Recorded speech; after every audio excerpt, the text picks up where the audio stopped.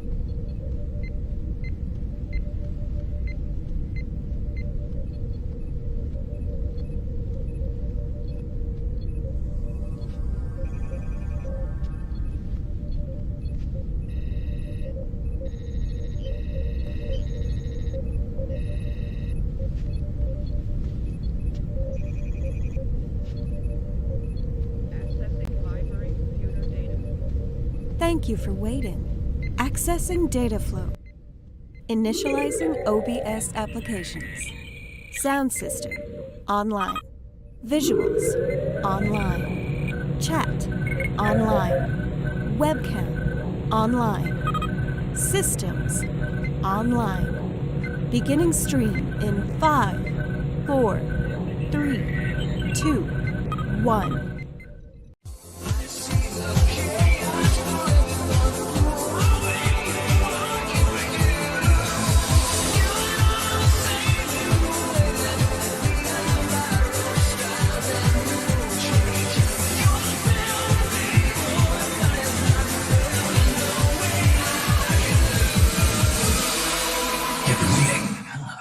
All right, ladies and gentlemen, there we go. Welcome, welcome. Is my audio good right there? Yes, it is. All right, guys. Thank you all for tuning in and stopping by tonight. As you can tell, we are back for another episode of Play-Tember, and today we are going to be playing some Crash Team Racing. We already did play Crash 2 about a week or two ago, or just regular Crash Bandicoot, and that was a lot of fun. That game was just as fun as it's always ever been. I think it's aged pretty well, given the era that it came out in and the year that it came out in, too. But I wanted to play something tonight, and I thought about playing some, sports titles. But since I missed last night because of the weather and stuff, I was just like, yeah, I gotta play something a little bit bigger than sports titles. So I figured, why not? Play some Crash Team Racing. Because I've actually been itching to play this for some time. No joke. I really have wanted to play this game for a bit. So...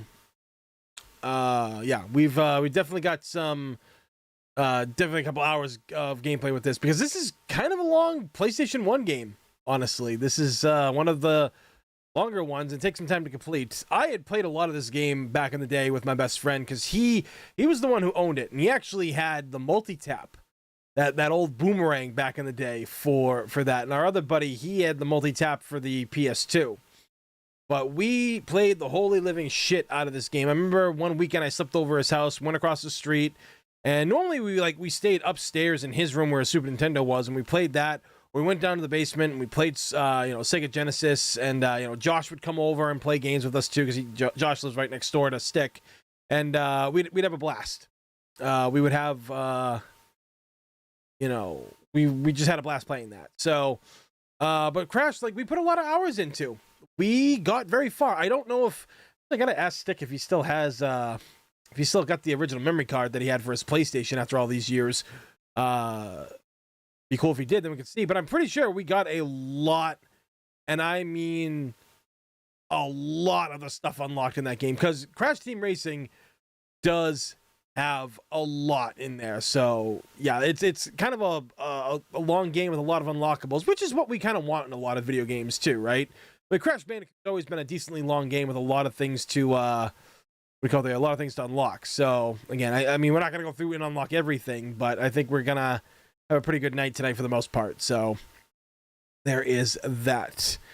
So yeah, let me see who's in the chat right now. So for the chat, we've got Sir Atazukin is here, we got Proxy, we got Jed Thomas, and Logan's here too. We also have Shonen Japan is here as well. Thank you guys for showing up. Oh, there's Caleb King right there. We've got 10 people watching right now. We've almost are at 10 likes already, and the stream hasn't even started. So thank you guys for that. Greatly appreciate it.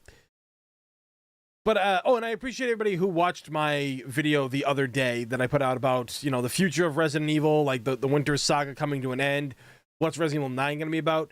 And I was talking more about this with my friend Latina Otaku today, and we were like discussing how Capcom needs to start focusing on some other characters, and for the next game, Resident Evil 9, we do want, obviously, Jill Valentine to come back. Do want Chris Redfield to come back. We want to know what's going on exactly at the BSAA, because at the end of Resident Evil Village, it showed that there's something going on behind the scenes. Chris hasn't been with the BSAA, it looks like, for some time, and because I guess he's ticked about them covering up that whole incident down in Louisiana in Resident Evil 7. So there's a lot of story there to unfold and work with, honestly. But one of the things that also kind of crossed my mind today when I was talking to Latina was the fact that we could still have a Revelations 3. And how do you do that, per se? Well, you guys remember that there's still a Wesker out there. Technically, there's 2 Weskers in the Resident Evil verse that are still alive. And that right there can be a whole game in on itself. I don't know exactly how I would work it per se, but you got to remember, Natalia or Alex Wesker, they're still alive. Now, I don't know if it's one of those things where, Alex is like laying dormant in Natalia's mind, so Natalia is actually free to walk around and do what she wants. Anything like her consciousness is still intact, but then there's also Alex out there, who is, controlling Natalia. Think about how that would work in a game. That would be really great. Think of it like, maybe she still has some kind of disease, like whatever, or like something's affecting her being in the body. She can't stabilize like full control of Natalia, something, and she needs like a powerful blood sample, and they could connect it to Wesker's blood or something like, right? Which would be perfect reason to bring Jake Mueller back into the series. Think about that. That would actually make a really good series with him, and maybe have Sherry Birkin, because I know a lot of people have been wanting Sherry to come back for the longest time too. So, it just would kind of make sense, I feel. And I could literally see Natalia, or maybe a couple of years later, like she went away, like maybe like Alex was able to like age herself up or something like that, and she meets Jake after causing so many problems throughout the game, and she's just gonna be like, but Jake, I'm your aunt. And he's just like, sorry, pal, I don't see the family resemblance, and like takes pot shots at her or something, because that's something Jake would do. Because he did say that in Resident Evil 6 when Chris was like, have we met? And he's just like, nah, sorry, pal, all you jarheads look the same, sorry. And stuff like that would be really cool if they did that. But I feel that there is a lot that has kind of been left over from Revelations 2. There's the fact that there is a lot that can be built off of that in a whole new game, everything. I mean, we kind of don't even really know what the state of the world is, because Resident Evil 7 kind of pulled a Resident Evil 4 in the fact that they gave us this brand new storyline. Umbrella is mentioned at the end of the game and stuff like that, but that's about it. And we don't know what the rest of the world is like after the events in China, you know, in Resident Evil 6. We don't know exactly what the world is like. So there is reason to believe that you can build more upon this. That RE6 ending teaser. Yeah, I mean, like, there were a couple of teasers, like, you know, like Jake being at the end of Ada's mission for whatever reason, where he's like a mercenary now, but, you know, they'll probably remake 5 and retcon a lot. Dude, I don't actually think so. I don't think Resident Evil 5 is going to ever get rebooted. I actually wanted to make a video about RE5 and a possible remake, you know, but yeah, I think Revelations 3 starring Natalia and Jake and Sherry would probably be a very good thing. Maybe throw Barry back in the mix because Barry feels obviously responsible for Natalia, and, you know, you could maybe throw Myra in there somehow. That'd be really cool. I feel that there's a lot to work with these characters because, you know, it's not just about the characters I mentioned yesterday in my video that I put out the other day, and it's not just about Chris and Jill. There's so many other characters that have been affected by the incident of Raccoon City and what Umbrella's done and all that stuff that a lot of them need a good send-off. So people have said that the BSAA's BOWs look like Chris Redfield in Village. Well, apparently from videos that, you know, JJ had made on Row and like other people have talked about, when they when they just take the model head of like the BOW that you saw at the end of Village, and then you start adding Chris's like hair and stuff like that to it and color, it's Chris. But people are thinking that, like, you know, they're just cloning Chris and everything and using those. But from how I'm looking at it, because I know how development kind of works for these things, I just think they didn't want to like waste money doing another model, hiring another model to scan his face in, do all this stuff, and then, you know, just have him for that one little scene right there. Because you technically really don't even see the BOWs that the BSAA have. You don't see them really fighting. So I just think they took Chris's head model and just altered it to have it that part. Just like at the end, like when everybody broke the Village game, and, you know, they zoomed in down the road where Rose was driving off to in that car, and there was a figure standing there, and everybody just, like, you know, you zoom in with the camera and the tools, and you see that it's Ethan Winters. And I keep telling people, I was like, I don't think that's meant to actually be him. I think they're just using him as a placeholder so they don't have to use resources to make another body that's seen out in, you know, the distance. I feel that that's kind of like how that works. So, you know, there's a lot to unpack there, but we'll see when Resident Evil 9 rolls around if that's exactly what happens. But again, I think Revelations 3 would also be a good way to go. I think there's still lots of room to improve there.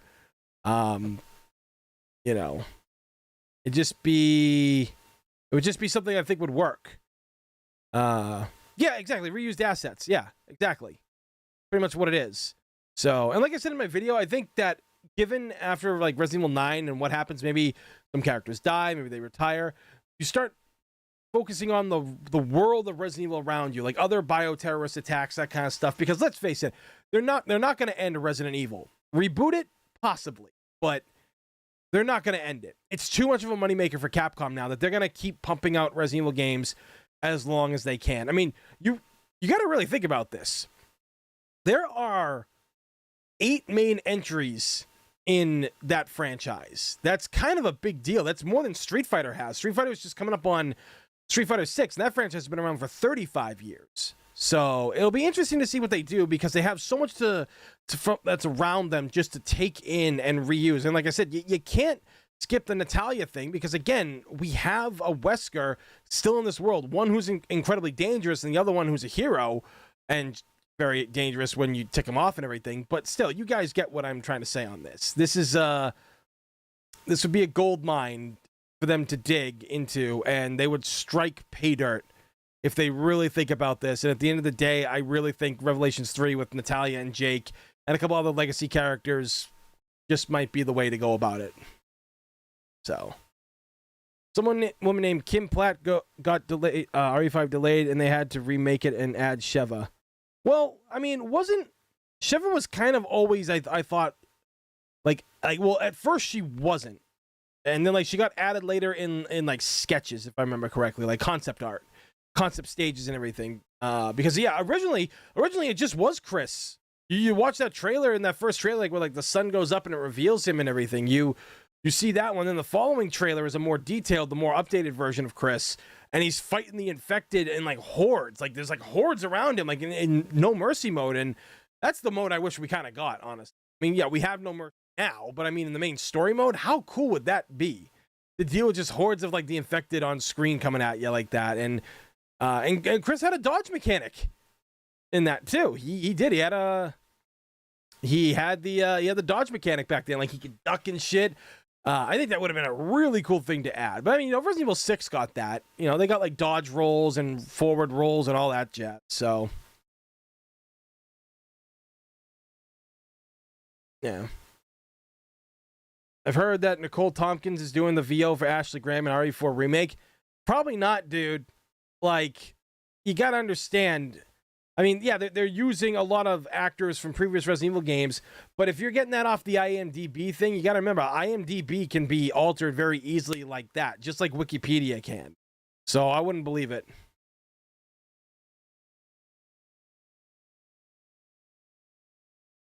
Yeah, we're gonna find out a lot of things coming very soon with Resident Evil 4 Remake. Like they're gonna focus a lot on that game, and honestly, I'm very excited to see what happens in that game. I really am. I do want to see what becomes of that game, but it's gonna wait for it. And honestly, I'm fine waiting until March.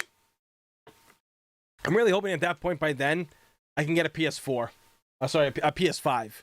I might have a new PC by then, so I might not need a PS5.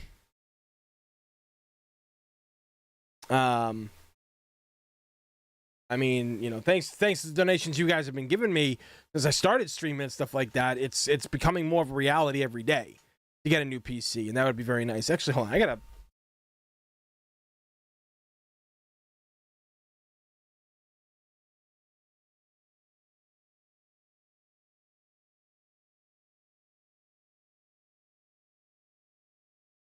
All right.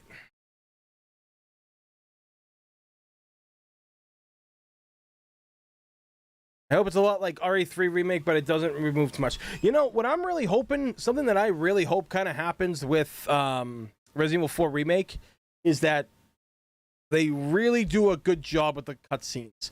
One of the problems that I had with Resident Evil 2 Remake was the fact that you had these great actors and you didn't utilize them. You just didn't. You just didn't utilize them as properly as you could have. There weren't as many cutscenes with them together. There weren't many cutscenes of anything happening per se. And I know a lot of people say, well, RE2, the original one, didn't have that. There wasn't a problem back then. Like, that was there and you didn't complain about that. Yeah, because that's all we had back then. Now we're, 25 years later into the future, and that's one of the things that RE3 Remake did really well, was that there were a lot of cutscenes. There was a lot of characters to introduce and have fun with. Like, they did a really good job at that. People spent too much time shitting on RE3 Remake instead of focusing on a lot of the positive stuff that the game did do right. And I think 8 kind of had an alright amount of cutscenes, but I feel like it could have had a lot more. Feel like it could have been a lot more. And I really think so.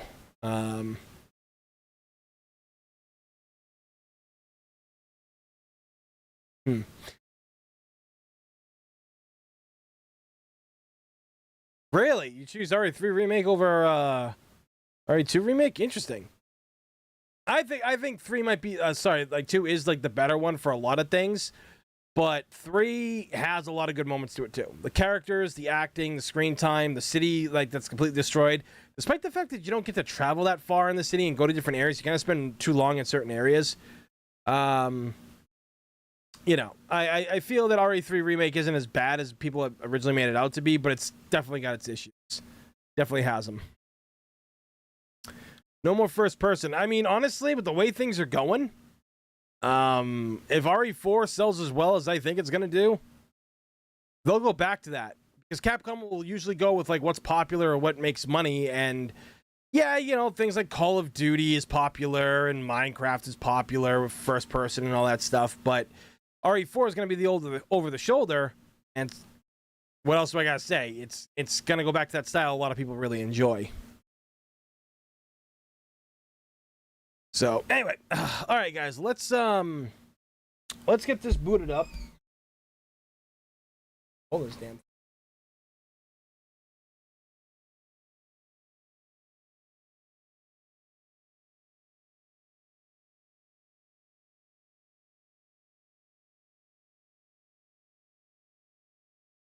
The hell is Duck Station? Oh, there it is. So yeah, this is we're gonna be playing some Crash Team Racing tonight. I'm super fucking stoked for this, honestly.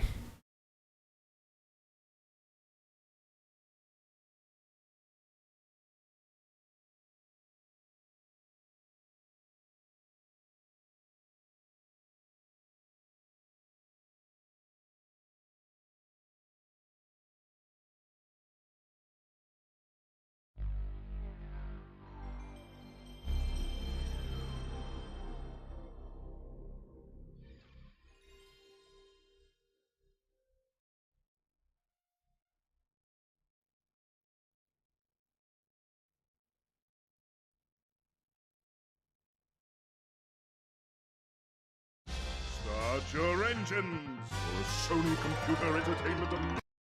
All right.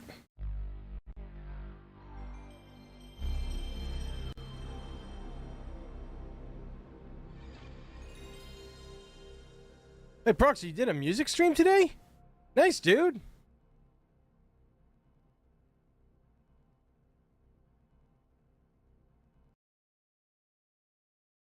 Start your engines for Sony Computer Entertainment America production.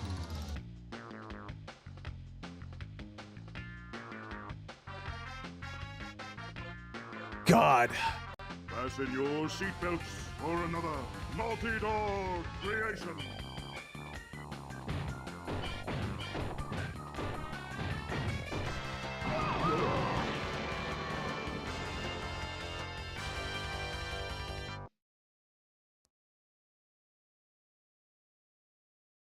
Man, the memories of playing this game back in the day, like, holy shit.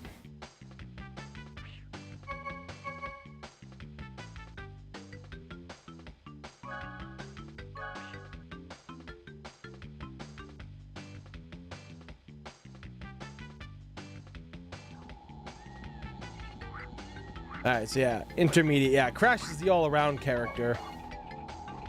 Cortex is the same. Like, they're the Mario and Luigi of this game. There's my boy, Tiny. Probably gonna play as him, honestly. Got Coco. She's like the Peach of this game.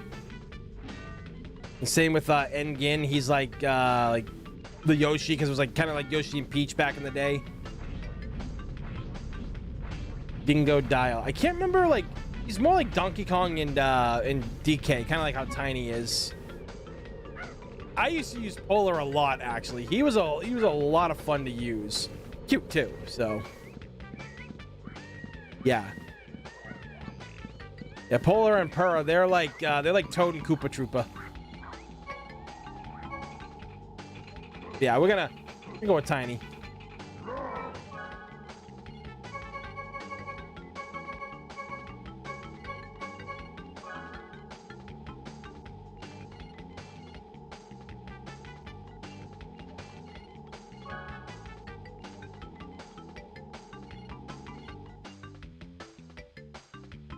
I like the lack of cutscenes in RE2 Remake. Too many cutscenes is one of my gripes with a lot of newer games. Well, I mean, like, there's like Metal Gear related stuff, and then like I think RE3 had a healthy balance of it. Welcome to the Adventure Arena. You can travel around this area and practice your driving skills. The dots and stars. I love Tiny's face. He's just like, yeah. Look at him. So goofy looking.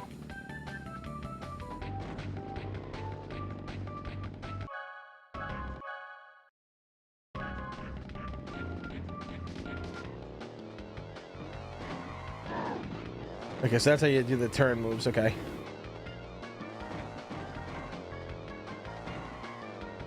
That's the hard turn, okay. It's been a while. Because I didn't play much of the new Crash Team Racing, the Nitro Refueled remake, because they kind of did things in that game they shouldn't have done. And I only played it for a little bit.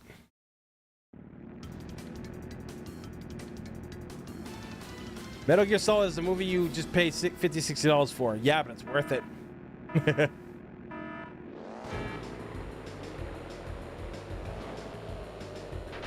Oh, you bitch. Ah!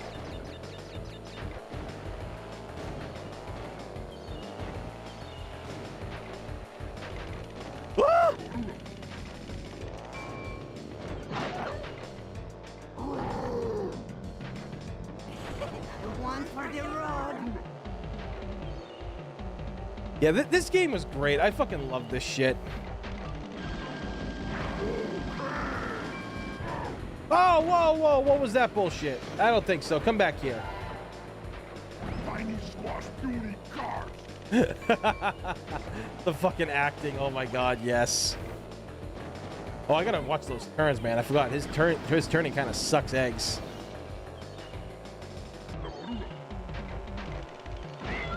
Ah!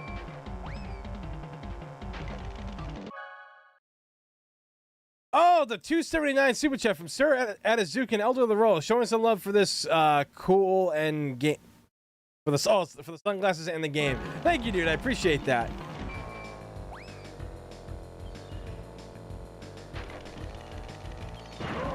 That's right. Going off of ramps is how you do the that's how you get a speed boost.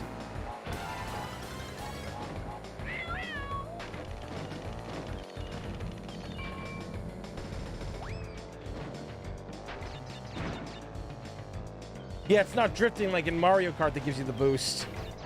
Oh!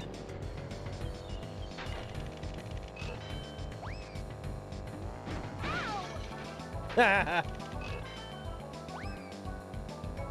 that's right, and 10 fruit give you a power-up of the weapon you get, too.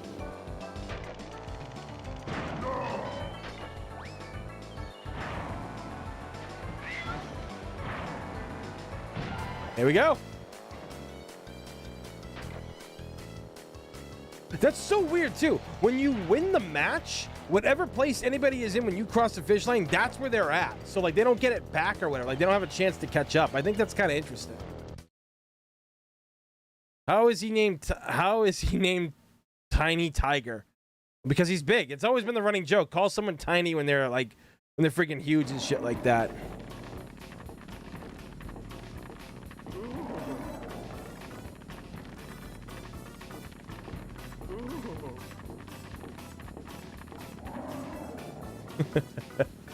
Congratulations!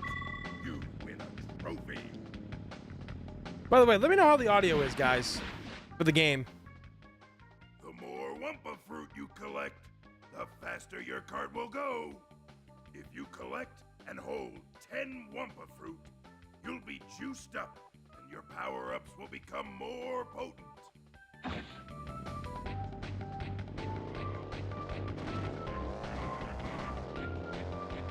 Whoa!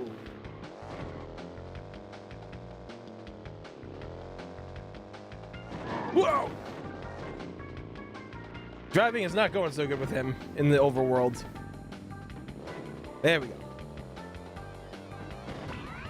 Bruise tubes. Audio sounds good? Excellent. Thank you, guys. Greatly appreciate that. And for the 16 people that are watching here and the almost 20 likes we have, too, thank you. Thank you so much for that, guys. We're not even like an hour into this shit.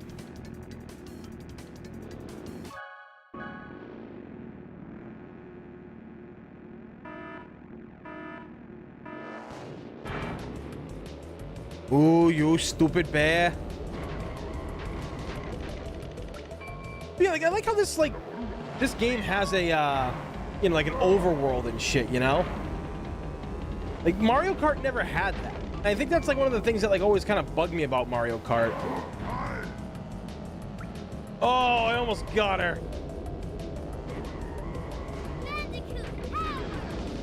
Bitch, what?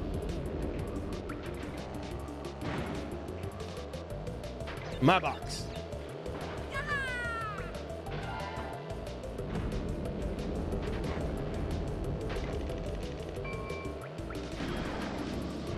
Ah! Oh boy.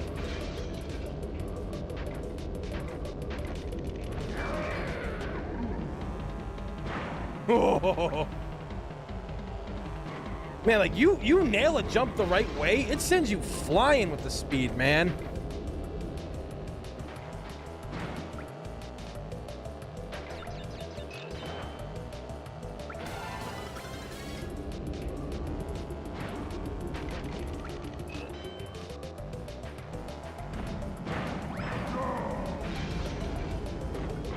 Whoa!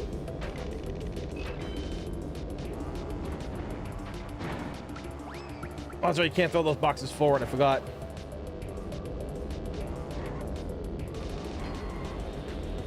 No! No!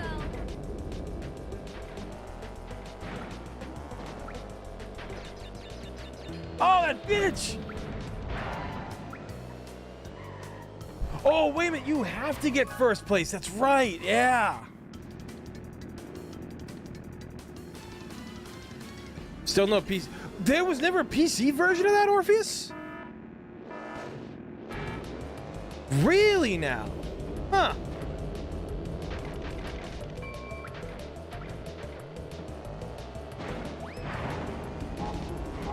That's Crash. Whoa! Oh, you little bastard.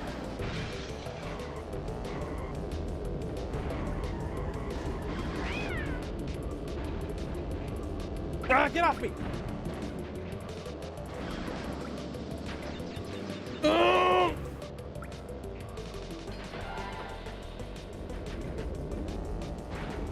And I hope it comes to the, like the Virtual Console soon. But I do want to play, I do want to play Diddy Kong Racing on stream for you guys. I have it on the N64. I do own it. But hooking up the N64, ow, ow, ow, ow, ow, ow. Hooking up the N64 is just really tough with, like, you know, some of the shit that I have. Which was a lot easier, to be honest. Ah!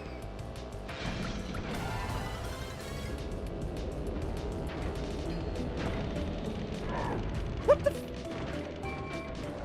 Really? Tiny squash booty car. There you go. Oh! All right, I need stuff that's gonna give me speed, man.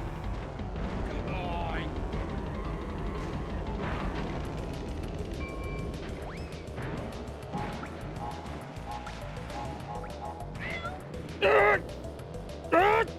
Oh! Dingo Dio was right behind me, man.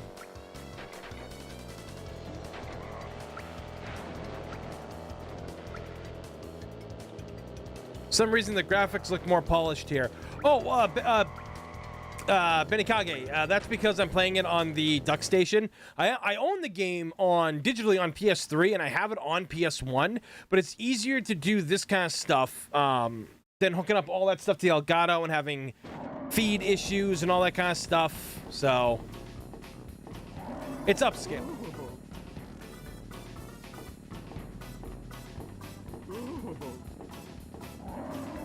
Congratulations. When's Diddy Kong Racing happening? As soon as they figure out a better way to hook an N64 up. When you get a TNT crate on your head, start hopping. Like, I gotta find, I have to find, like, better the HDMI converters.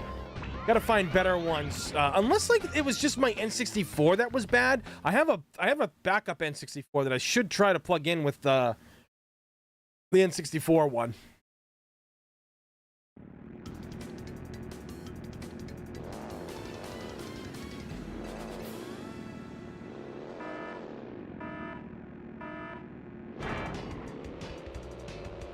So if anybody knows any, like, good converters and everything like that, that would work well for that, I'm all ears. Let me know in the chat or tag me on Facebook or put it in the Discord.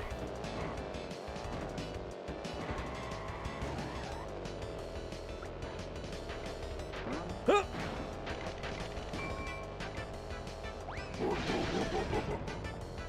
Hey!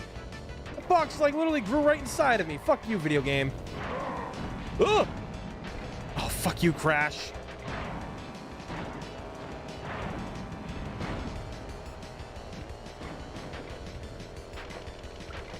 Oh, come on.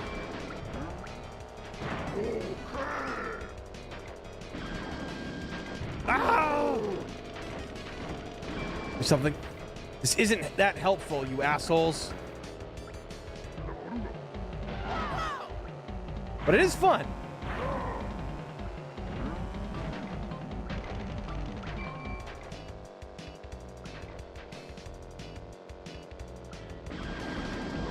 Oh, I don't think so. Ha! Fuck you, stupid polar bear.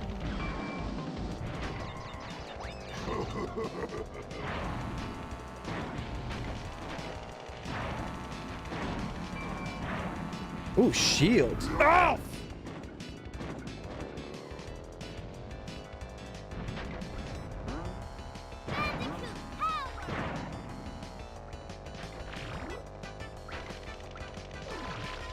Oh, that's right. You can shoot it afterwards. Thought about that. No, no, no, no, no, no, no, no, no, no. Fuck! God damn!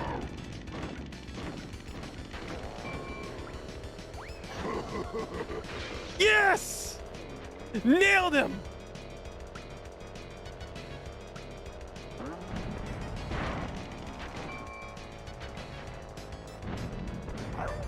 Nice. Ah!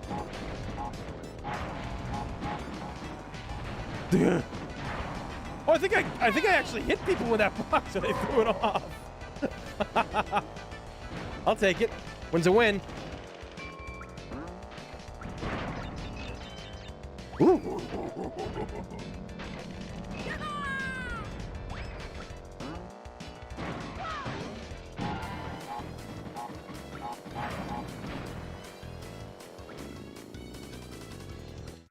That's a bowl of grits. What's going on, bacon and grits? Thank you guys for tuning in tonight. We are already over 20 likes right now. Thank you guys. Greatly appreciate that. Congratulations! You win a trophy. Clipped it? Oh, thanks, man. Make sure to put it in the Discord. Time turbo from jumping.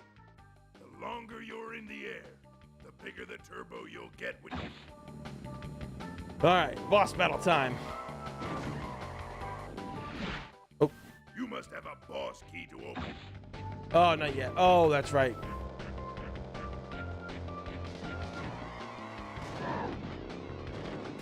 I know what I'm doing. Swear to drunk, I'm not God.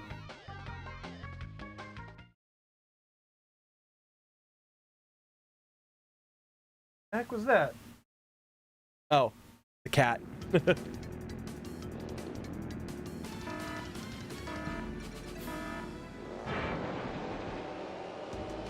Fuck you, bear. Nobody likes bears.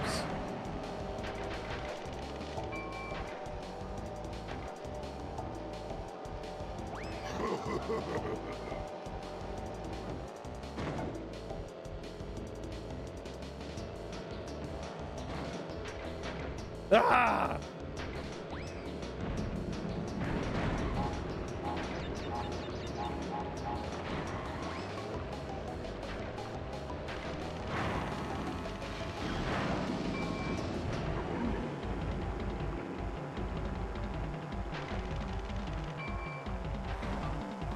So much speed!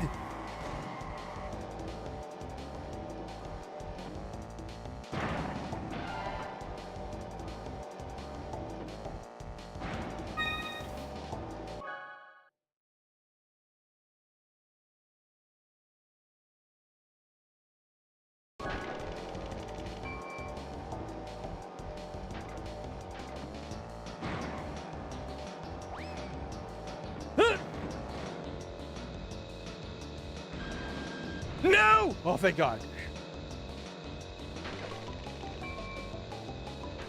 Here we go. Beat it.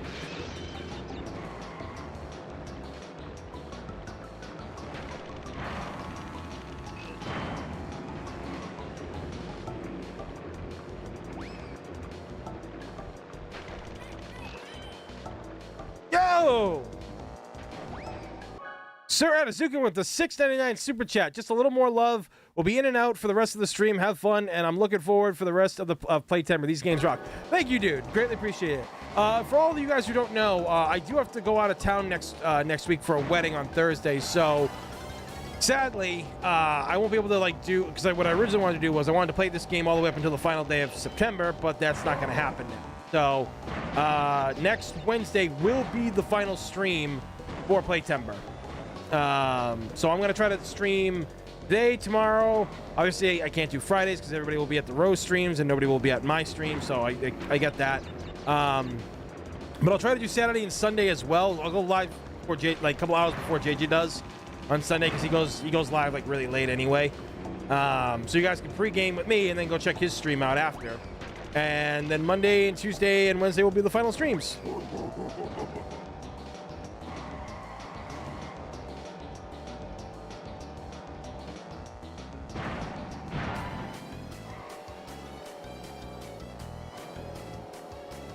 But thank you, Adazuki, for that. I greatly appreciate it, man.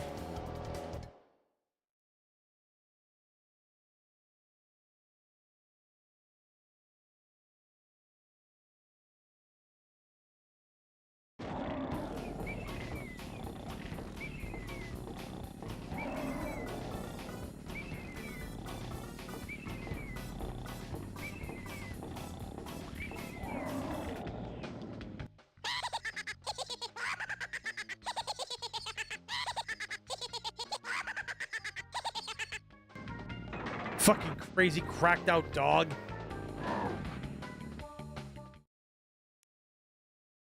No, I'm the photographer, and plus, like, I gotta do the photos, so I can't do anything. Also, I hate weddings. Weddings suck. I don't enjoy being around people who are happy at weddings. But my friends really needed a reliable photographer, so I'm going to do it.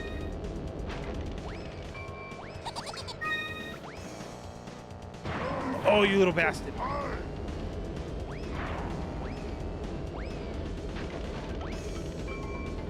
Oh, you motherfucker. Jerk!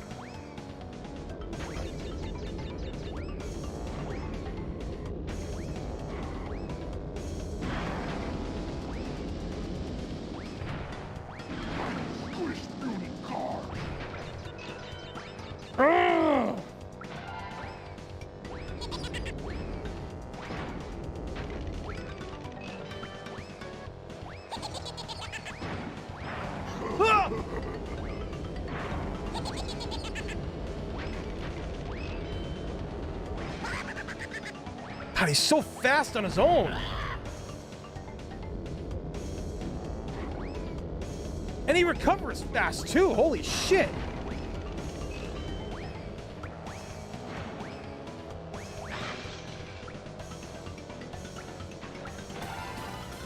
Like, I know he's a boss and everything, but Jesus.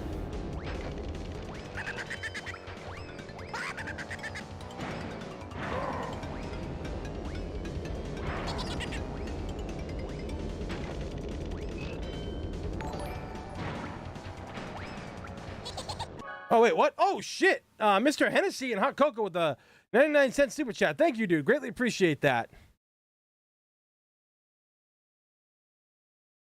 I don't think it's either one of those weddings. I don't think my buddy's religious. And Bacon and Grits, thank you for gifting 5 new memberships. Thank you, man. I greatly appreciate that. I keep seeing, like, Bacon and Grits 10, and it's just like, wait, 10 gifted subs? Like, wait, what the fuck? Like... My brain's playing tricks on me.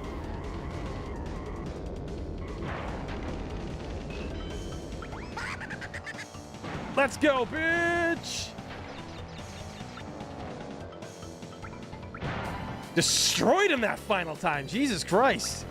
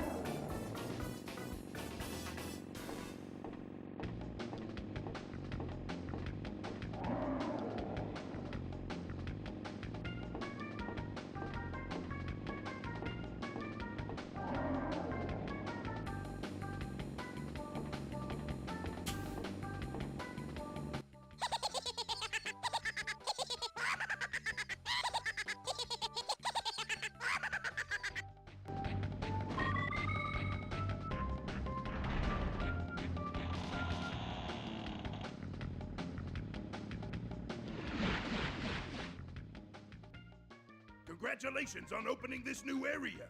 Here you will find 4 more tracks to race.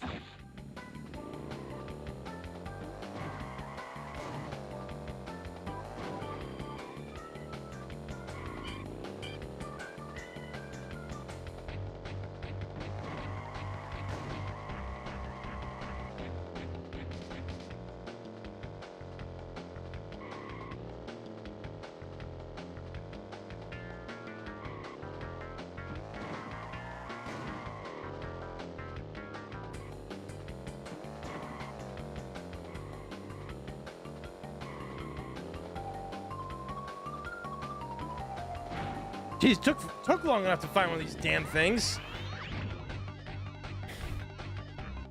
Bruised laughter.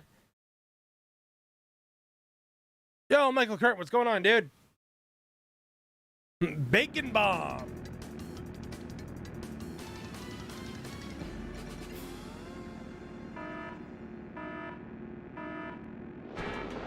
Actually, believe it or not, I did get hired to do funerals before.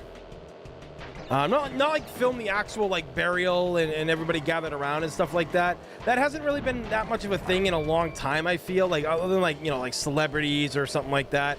Because back in the day they had photos at these kind of things. When my grandfather, he was a firefighter, he died on the job. His funeral, like I wasn't born, I was actually 18 years before I was born. You know, his funeral had photos of it, and I seen the photos of it, and it was oh geez, I made everybody drunk. I seen the photos of it like at the church and like above shots, and really good photos. Oh, but people wanted me to cover like the after party, well, not after party, the reception or whatever it was. And like they wanted to have the families like having a good time, you know. They wanted people like to be happy, you know, trying to like smile like during bad times. So it has happened for me before.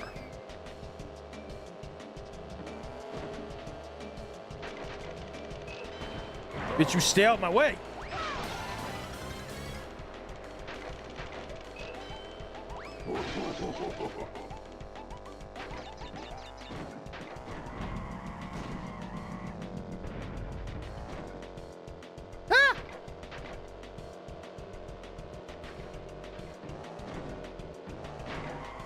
Ah, shit, going the wrong way.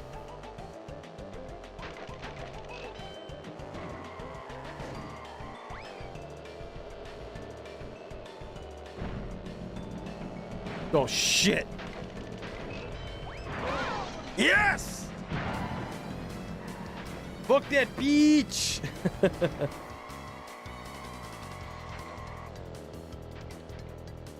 Well, yeah, that's because you gotta remember, you know, like people who are famous and royalty, they're more important than us. They deserve all the, you know, the glitz and glamour, even when they're dead.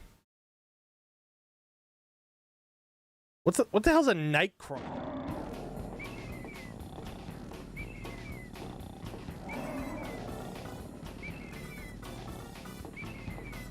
Congratulations! You win a trophy!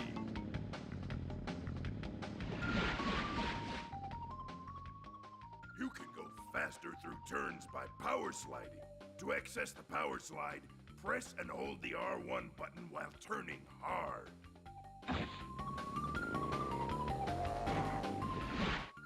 To access this boss garage, you must come in first.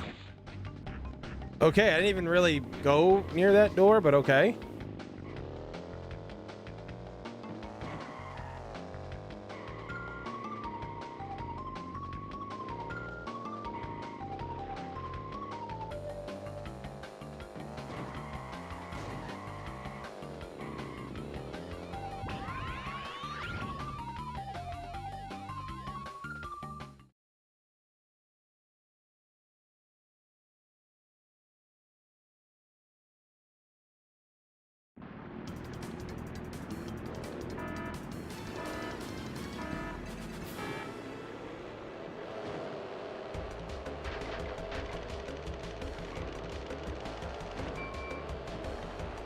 Really? Everything off that jump, but I got nothing.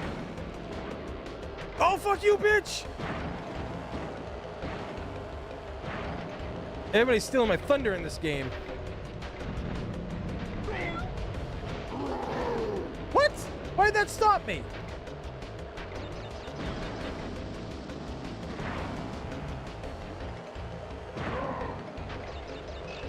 Take that. Ooh.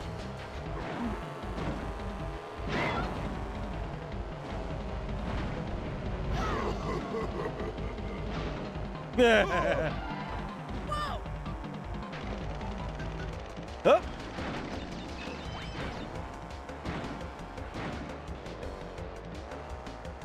Okay, that works. Bitch! Where do you think you're going?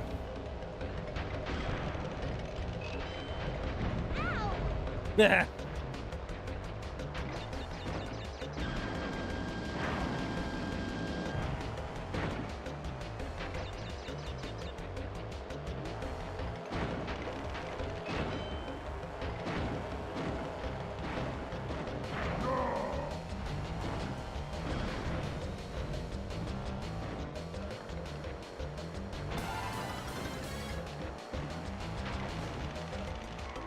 Ah!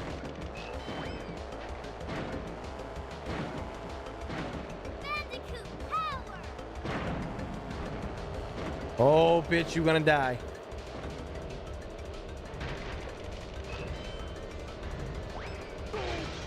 Hit the wrong person. God damn it.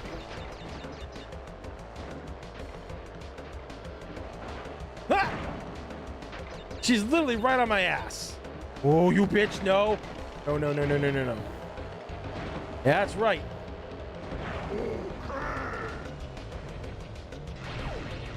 Shit! Oh, I'll be fine. I thought that I could fire that thing backwards. That's why I did it.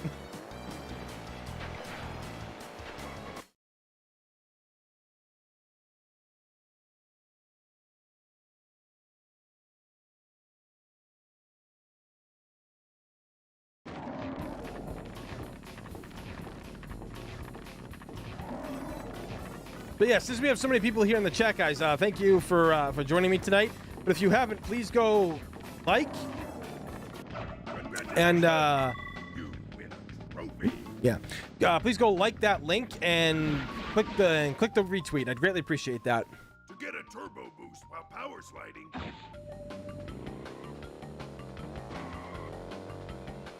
Whee! Papu's pyramid.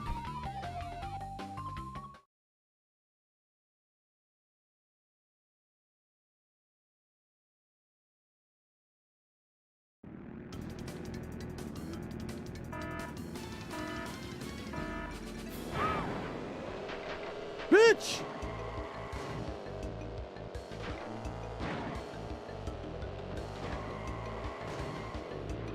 Ugh! Walls!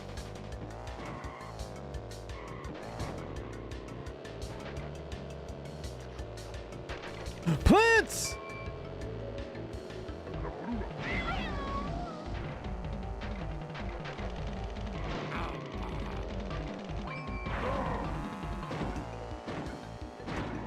tiny squash beauty cars. Hey! Here you go.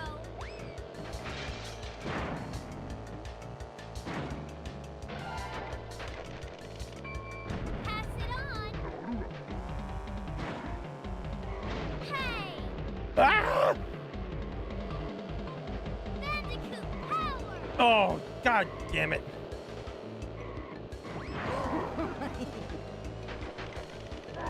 Oh, come on! Ah! Tiny squish beauty cars. They make them all drunk and discombobulated. Ah, damn it. I'm gonna hit that. Oh, he just got eaten. He got blown up. Pass it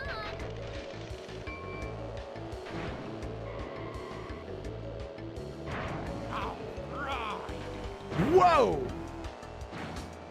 Get a little fast here. And I don't like it. That was my box, you asshole! Oh, I got both of them. Fuck yeah. Not Ooh. good. Power. He drove right over where that plant would have eaten him. What the fuck? Fuck this noise. Well, I was trying to get up there, but oh well. Oop. Oh no, no, no, no, no, no! Here you go.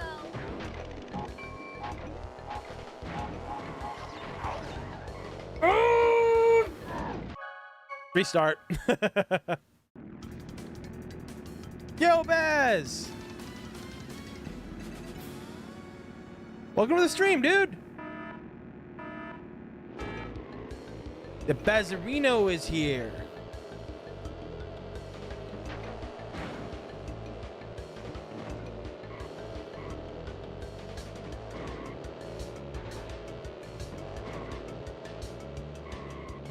Yes!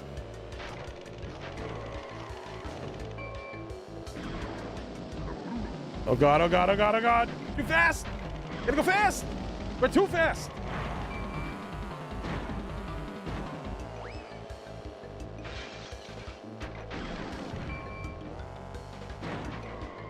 Ah! Here you go. No! Ah! I got the bubble too late. No! Fuck! God damn it! Fuck you, video game.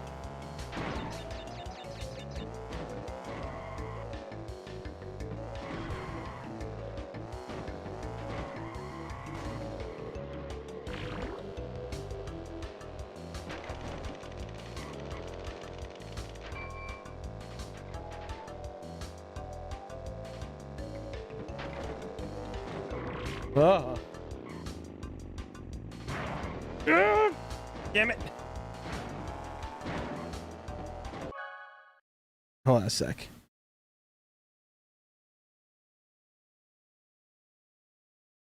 Currently being unladylike to my dinner right now, so I'm gonna be in and out. Okay, dude. Yo, Seth. Oh, what up, Tony? Sorry, bud, for not hopping on the stream. I am battling an ear infection. Ugh. Those are not fun. I want to say I've had an ear infection before. Yeah, I did actually once. I did have a really bad one. Final lap. Oh, fuck.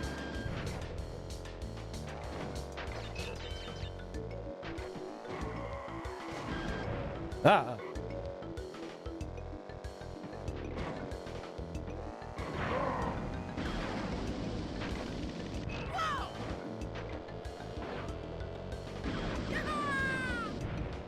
Here you go.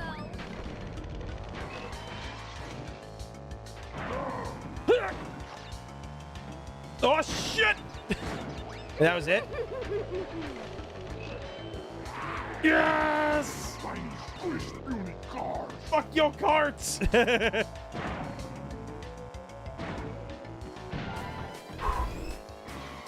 Ah.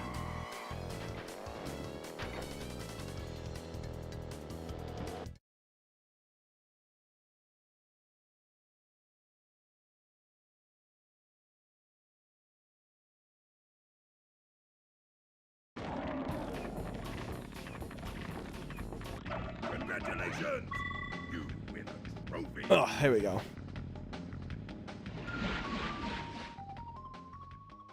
To get around a tight turn or to face a direction.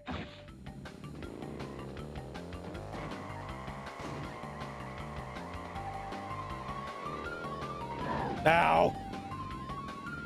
You know, like, I really do want to play some Tony Hawk for you guys one night, but, like, man, I feel like it would be hard to play that without music. I have to find some, like, music that I could play for Tony Hawk that won't get me copyrighted because, you know, although apparently YouTube put out a thing now to where we can use copyrighted music. I think there's going to be, like, a select list or something like that. Damn, fuck him up. Hey. Hands for horses, lady. But yeah, like you're gonna be able to like use like copyrighted music now, but I'm pretty sure it's like, you know, what they've listed. So like, you know, if I wanted to use like Kiss's, you know, Strutter, then I could use it if it was on there. If I wanted to use, you know, Any Way You Want It by Journey, and it's not on there, they would DMC me hard. Ah, fuck you, Sand.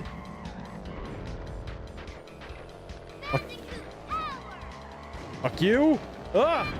Ah.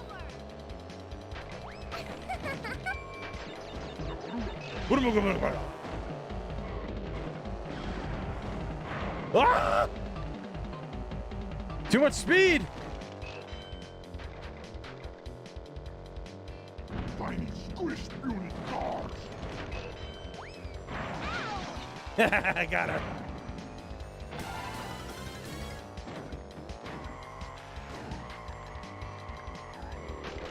Here we go. Yeah.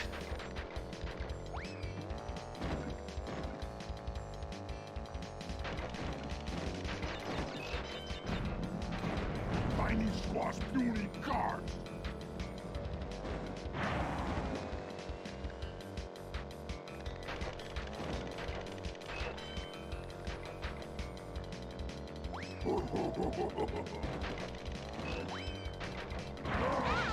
Yes!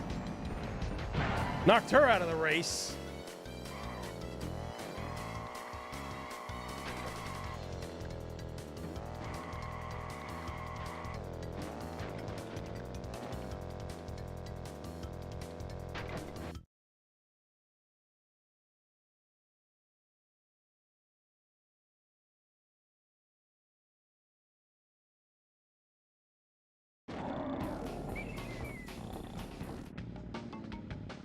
Papu much tired of watching puny slugs race so slow.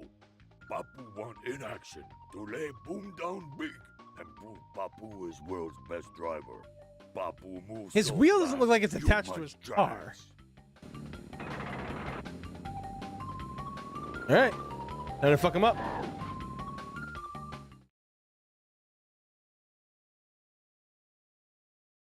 For those of you wondering, yeah, don't worry. There will be some Resident Evil streams left on this. We're not just going to play one Resident Evil game and no others. Trust me. We will get to other ones as well. I just want to let you guys know that.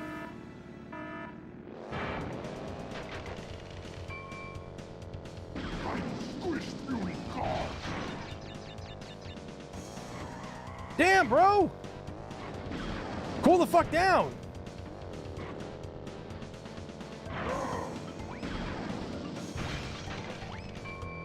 Ah!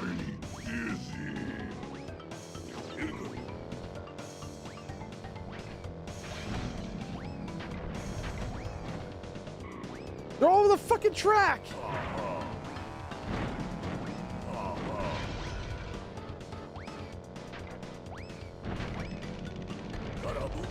Nailed him!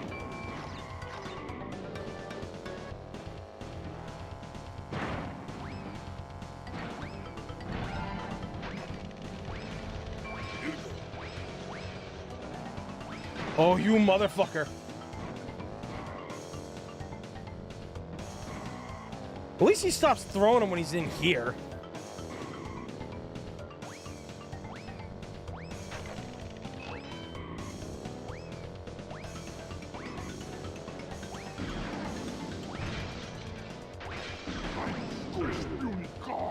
Ugh.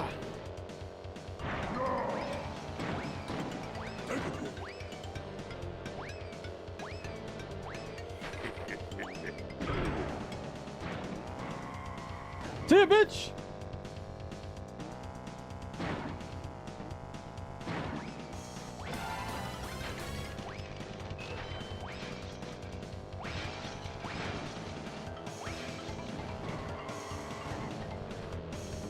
Oh, you motherfucker. Oh, come on, I hit that.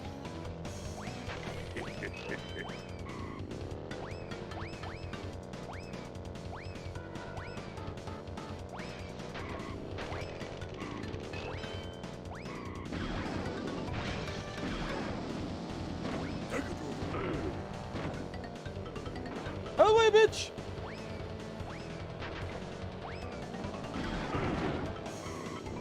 And that's a win.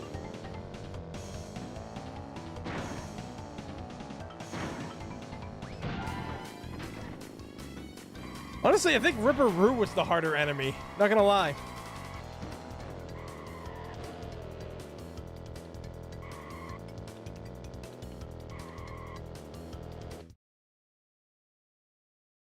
Die Hard in the Fifth Element. Yeah, I do want to play the Fifth Element, and I do want to play Die Hard on here as well. Oh my god, I would love to play. I would love to give Reboot a try. I only rented that game once, so like I don't even remember much about it. All I remember was I rented it from Hollywood Video back in the day. Papu not himself today. Maybe Papu not eating a big breakfast. You are fast for be so small. Here is key to help. Oxide much bigger problem for you. Him not as big, but him much more grumpy.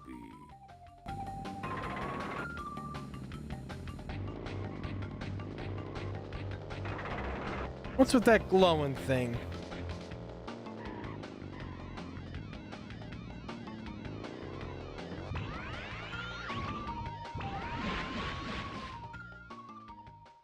Collect every crystal in the arena before the time runs out.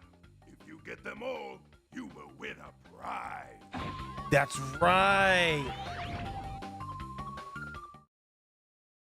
Who run the rental wars? You see, that's kind of the interesting thing, right?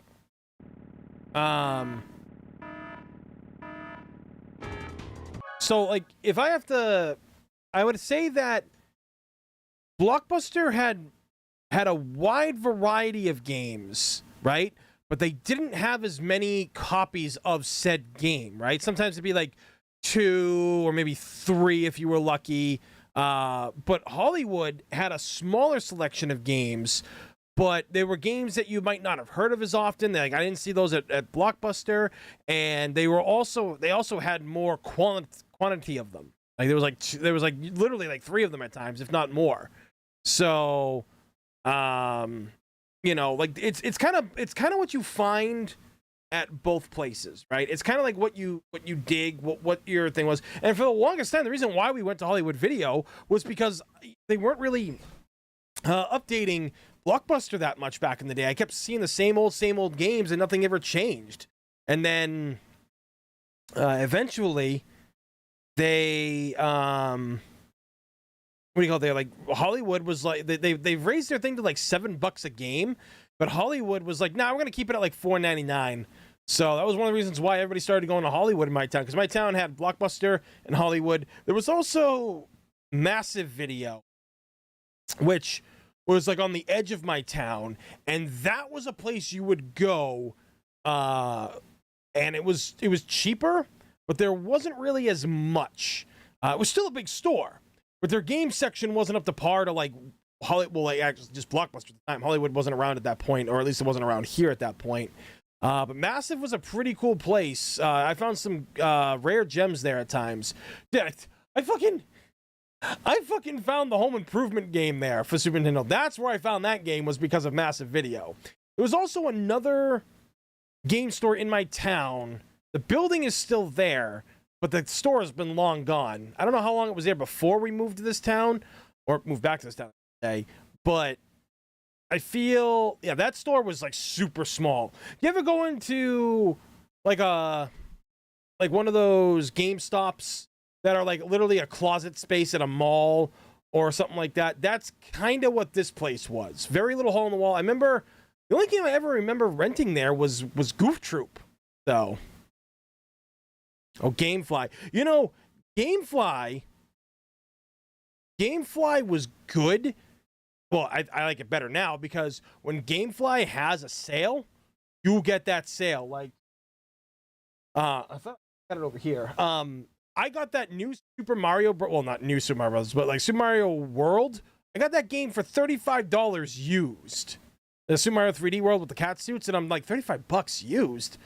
Nintendo doesn't even drop this shit to like fucking 50. Like, oh, let's fucking go. The new Pokemon Snap game I got for like $45 after it had only been out for like 3 months. And there was another game I bought recently. 2 other games I got. Oh, the Guardians of the Galaxy game from Gamefly. They had a big sale. I got that brand new for $15. So Can't complain. GameFly, when they have their sales, man, it's fucking mint. No, GameFly started selling off their games now. Like Wario64, because I thought the same thing. Ruben. I thought like that it was just renting games, but like they have games that you can buy off them now. And to be honest, why wouldn't you buy a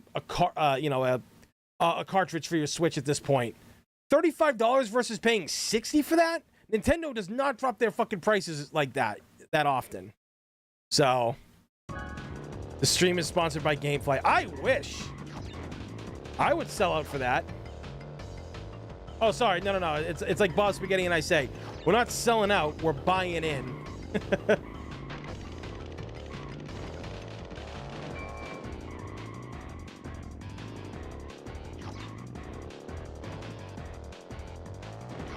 No,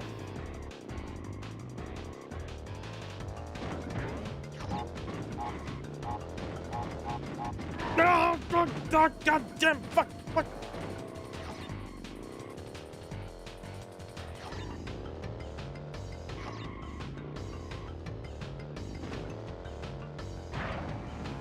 Oh, come on, really?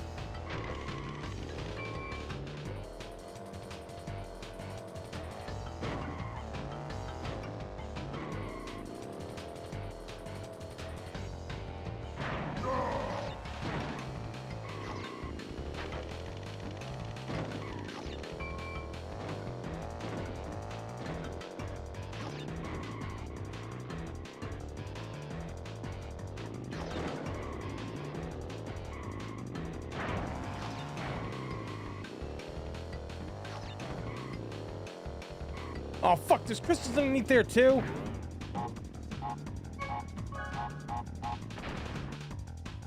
I think I bought the cloud version of Guardians of the Galaxy on the Nintendo eShop when it was on sale. The cloud version? Did it fucking run right? So we all know how cloud version gaming is and shit.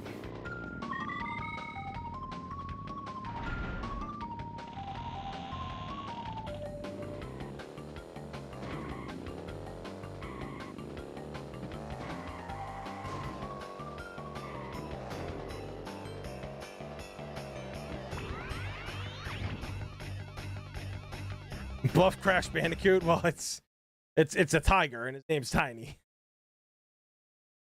The stream is brought to you by Speed. I fucking love that movie.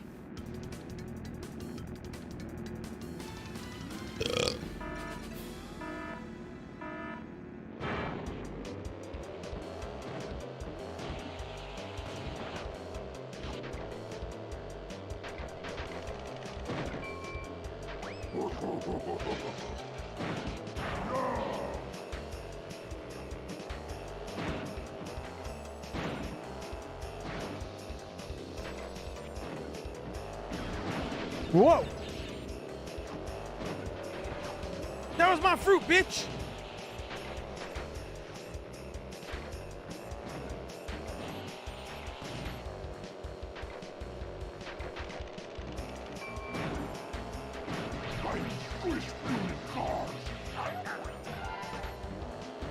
Took care of them, at least. Didn't do anything. They're still in their same spot. Fuck them. Fuck this game. Cheats.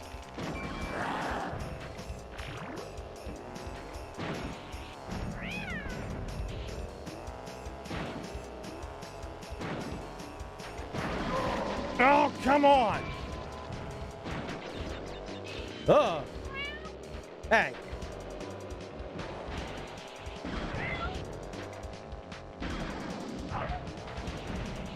Tiny Squash Beauty cards.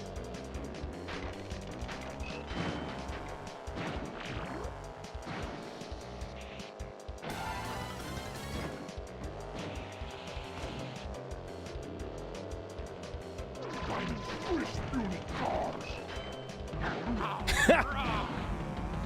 Crockett!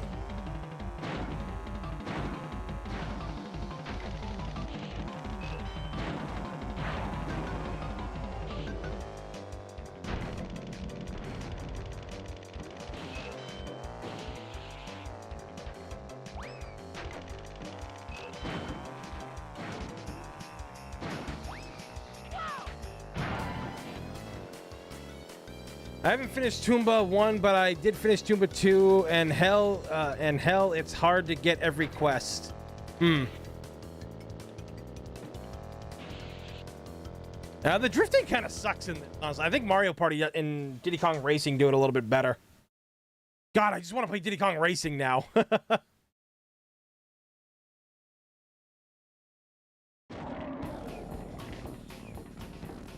Congratulations! You win a trophy!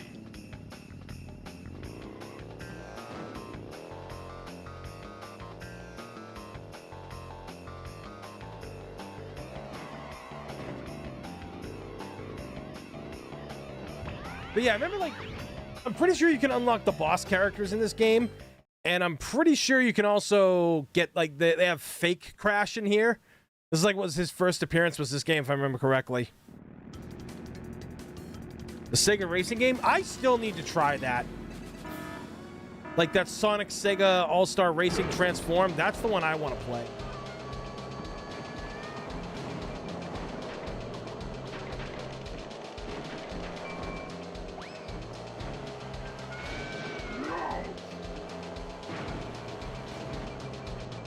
Oh, fuck you! Ah!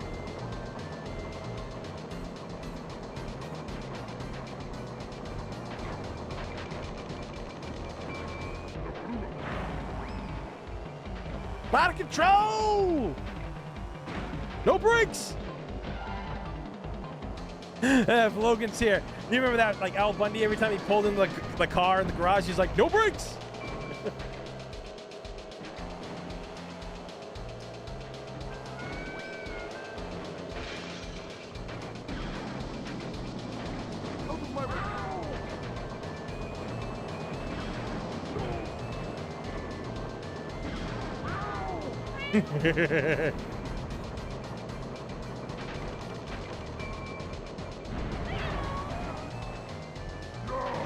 Man, fuck!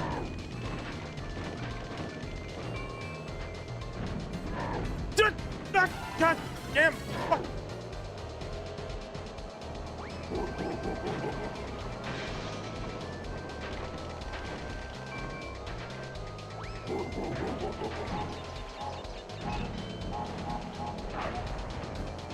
I just need a good fucking weapon right now. Oh, come on!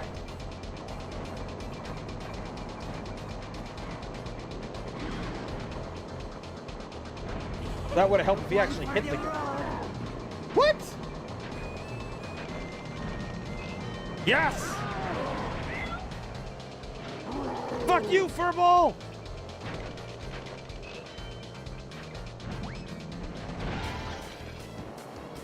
Ugh.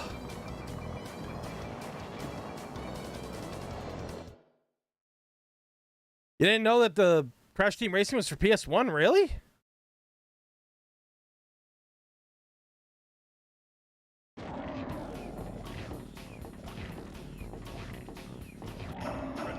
You mean N on his forehead. That's N Cortex.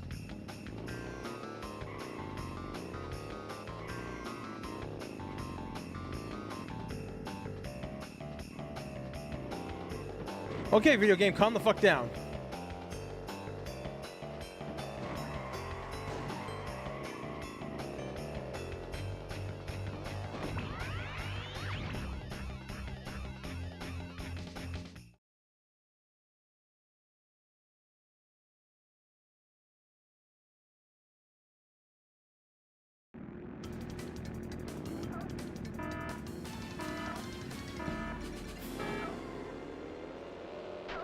Mine.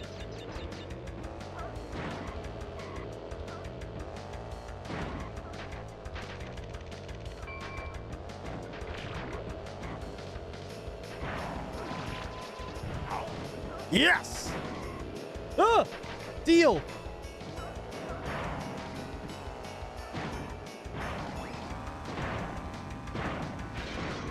Ah! Coming through.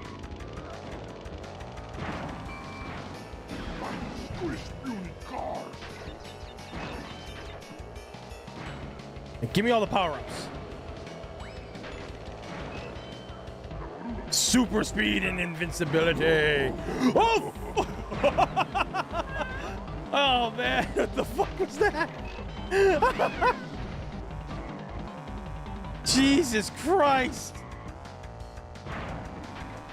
God damn, this fucking level's huge. I think I'm gonna save this.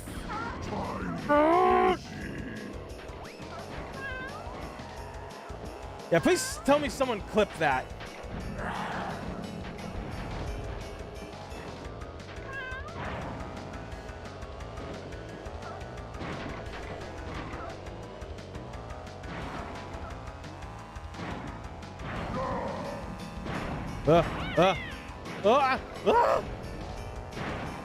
Jesus.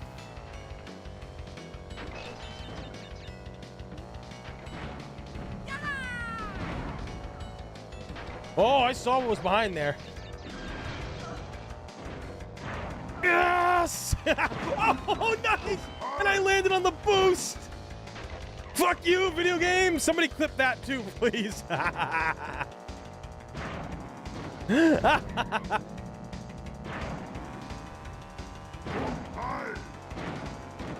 Jesus. Oh, the seals speed up too. Holy shit.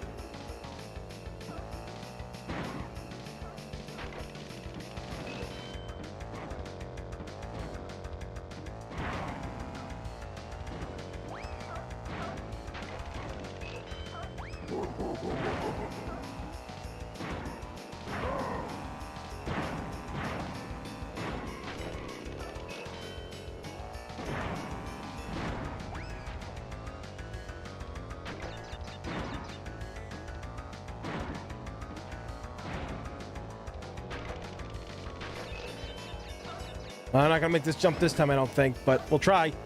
Oh shit, I cleared it without a boost!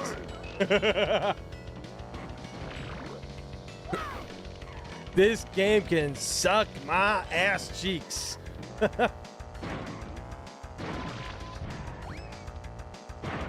Jesus Christ.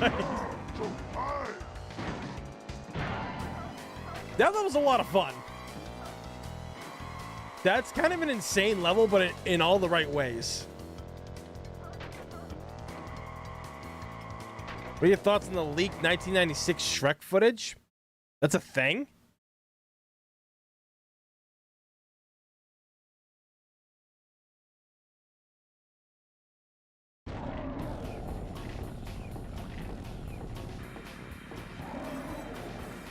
Oh, Frost, yeah, her getting fired from G4 because of, so, for those who don't know, I'll go back to, so for those who don't know, Frost is a commentator for, like, esports, and she was a commentator, and she worked for G4, and I think it was earlier this year, she went on, like, this giant, like, sexism rant that actually blew up in her face. First off, she fed the trolls, which you should never do. Two, the things she was saying, she had no clue at what she was saying because she's clearly speaking out of anger. If you go back and you watch the video rant, it got taken down, but it's everywhere on YouTube. So, you know, you got Adam Sessler like clapping like a trained seal in the corner, and then you had what do you call it there? The completionist on the couch, and he's just kind of like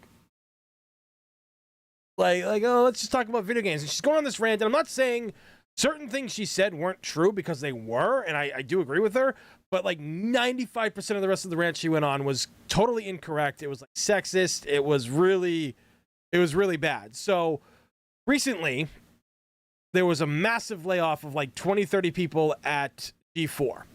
And Frost went on Twitter saying, let's play some video games, yo. And below it was a photo of a bearded lizard with sunglasses, a crown, and a blunt in its mouth saying, and with a caption saying, I survived.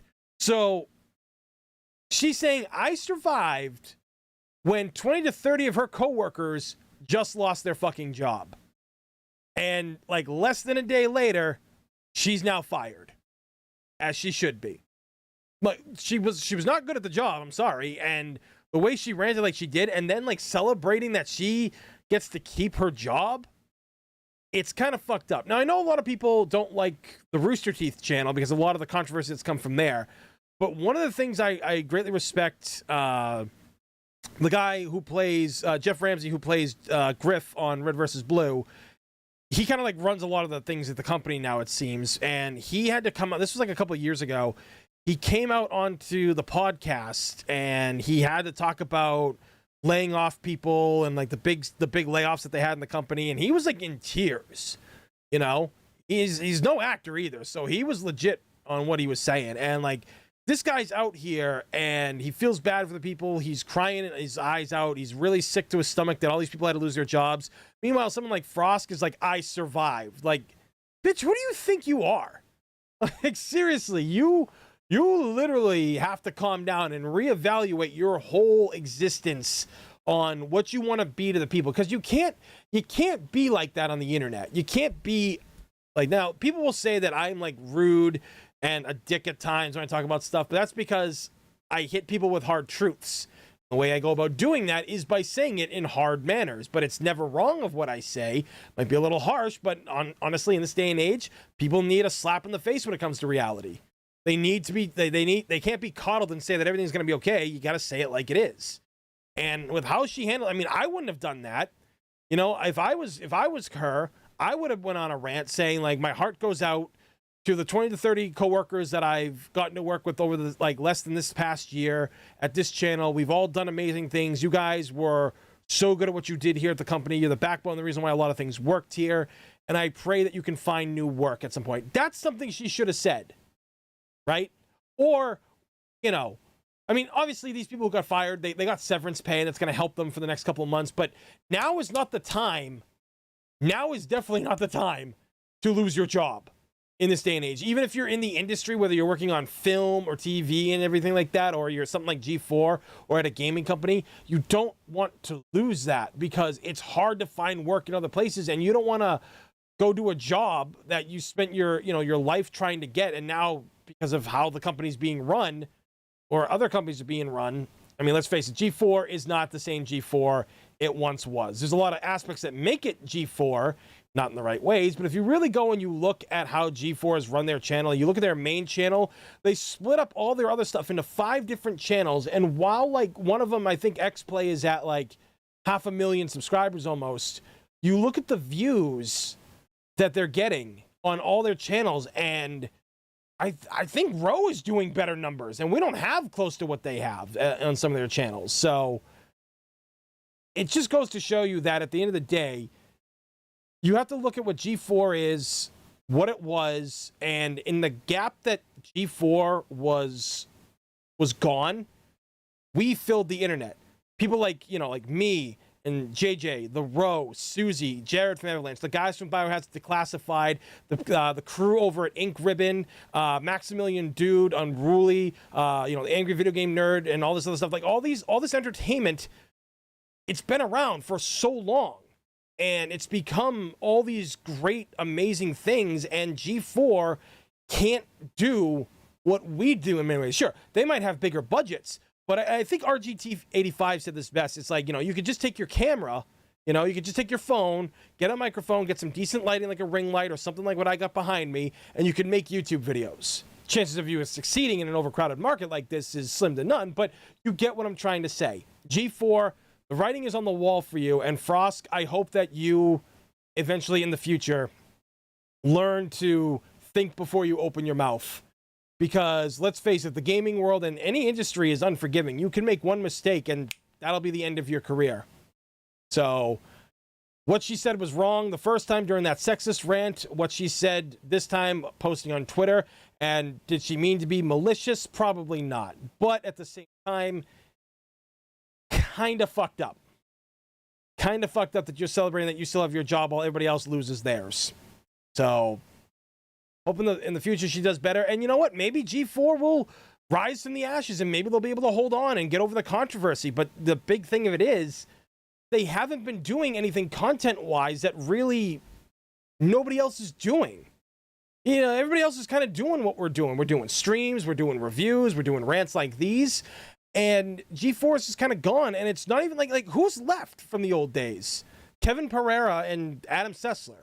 Sure, you got the completionist on there and everything like that. You know, Susie did a guest spot for the Resident Evil stuff, but you know, I don't want to see G4 fail because, you know, that means people are going to lose their jobs. But they have to rethink and restructure how they want to do in order to survive. Because in the years that they've been gone, they seem to be doing the same thing that they did before in many ways. I mean, they had Armoreth on there, right? Talking about blue balls and a bikini, and I'm just like, the fuck? Like, that's when you know it's not going right. I mean, granted, you go back and you watch the videos of, like, Olivia Munn and Morgan Webb, like, you know, deep-throating controllers and putting, like, 5 hot dogs in their mouths and stuff. It's Armoreth is not that different from what they were doing 20 years ago.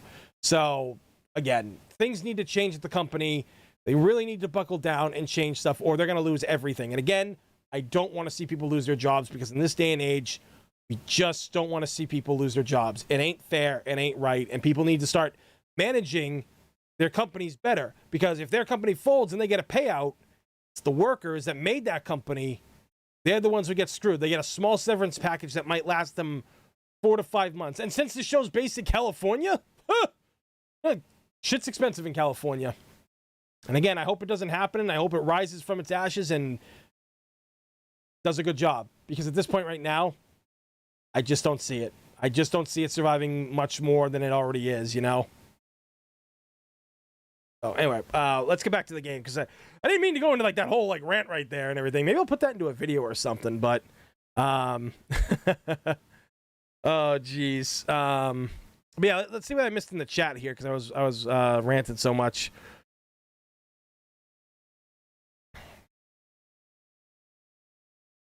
I feel bad for some of the people that are associated with G4 now. Yeah, like, I mean, you know, it's because they're not all bad people. They're just, some people in the company are pretty bad and have a bigger voice that shouldn't, you know? Yo, definitely, May E Pie, what's going on, dude? Just because you posted something on Twitter or said it on a stream doesn't mean you just saved the world. Oh, Jesus.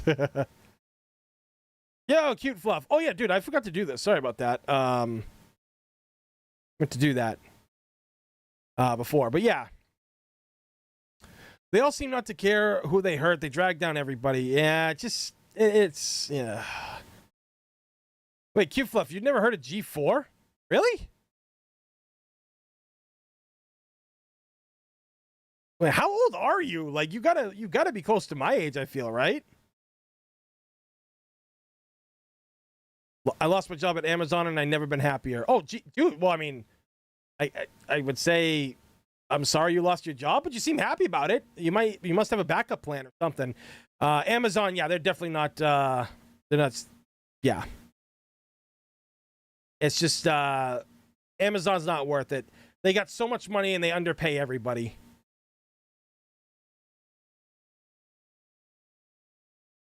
G4 hasn't been relevant for a long time. Well, yeah, because, like, G4 was around, like, the late 90s, early 2000s. Yeah, like, late 90s and into the mid-2000s. I think it went off the air in, like, 2007, 2008. So... okay. Well, yeah, okay. Strange. It's strange you never heard of G4. I mean... yeah, because I'm 35, so yeah, it is what it is. I mean, like, a lot of people who got into gaming, too, they didn't get into gaming until around 2009, from what I've been seeing a lot lately, so. I'm sure if you see, like, some old show clips or something like that, you'll know exactly what it is.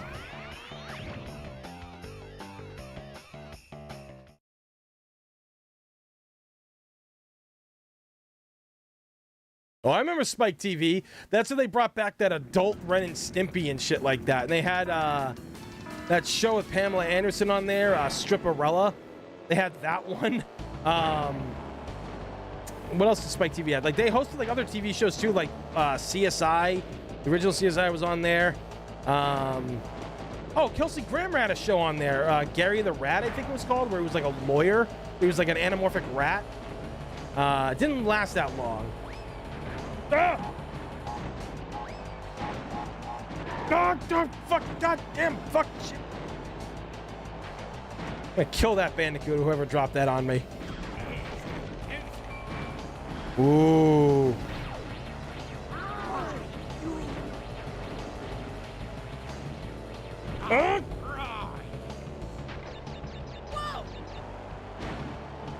almost got 10 off that box. Holy shit.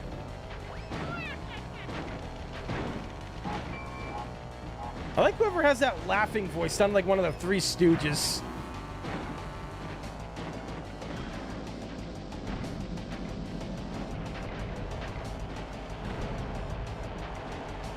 Oh, come on. Really? Fuck you, video game. Mud!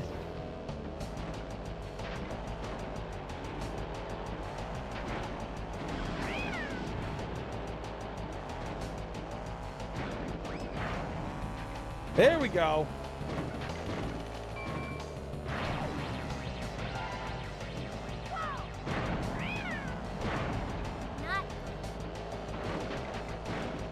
What the fuck? Oh! Damn fucking boosts. Pass it on, yeah.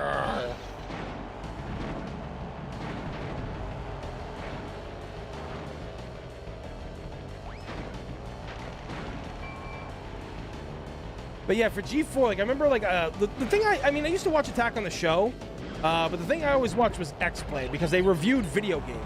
I don't think they reviewed them that well, but like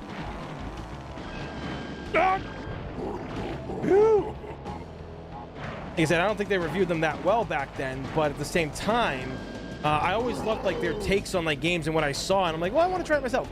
I remember when they reviewed the port for Code Veronica for the GameCube, and they gave it like a 1. And I was like, yeah, sure, the game didn't bring anything new to the table. It was just a simple port. I get it, but you don't give it a 1. You know, it was really good on the GameCube. But again, like they didn't really go in depth like somebody like, you know, Jared from Everlands would do on his channel, you know?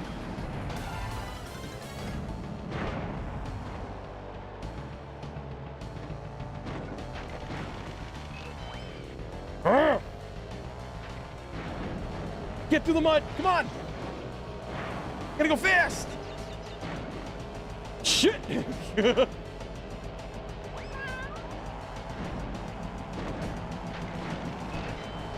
Let's go.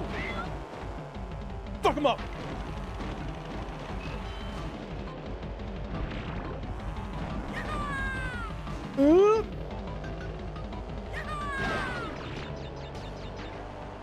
Damn, how is she still getting ahead of me? Ah, eat mud, bitch.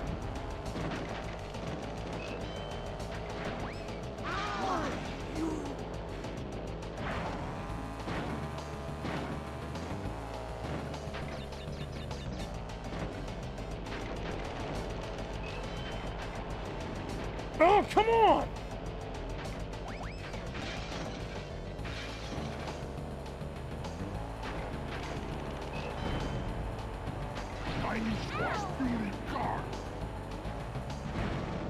Come on now, let's go.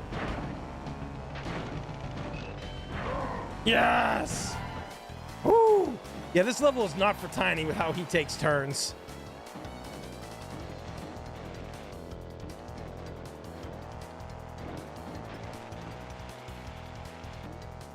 Did you hear how Dan Allen Gaming fucked his whole YouTube career up by accidentally outing himself as the leader of the Real Inside? Yeah, I did. Because like he commented with the wrong like profile or something like that. Yeah, he's done. Like I can't imagine. Oh shit. You've beaten all the other racers on these tracks. Well, now you see why I'm the most feared driver on the like I can't believe like someone would risk their entire career just for that, you know, like and I mean you guys know how I feel. I fucking can't stand leakers. I hate people who leak video games and everything because it causes problems with the development team because then they have to scrap a bunch of stuff, go back. I mean, look what happened with like Grand Theft Auto, you know? So, oh yeah, he's gonna get sued like no tomorrow. Yeah, he's done. He's gonna get like sued out the ass. But it's not really gonna mean anything because you know if you don't have any money, then you can't get blood from a stone. Although you might have to do jail time.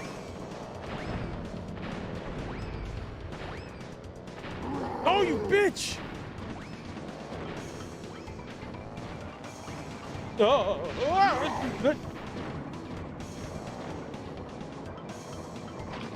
that's it. Fuck this noise.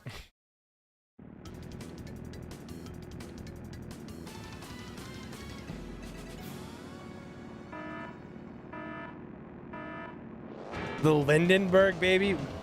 The fuck? Oh, you bitch! Too bad.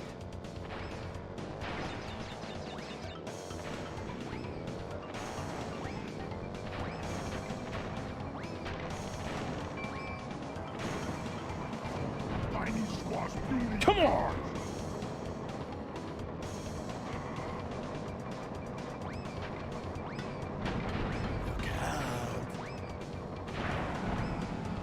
Ooh!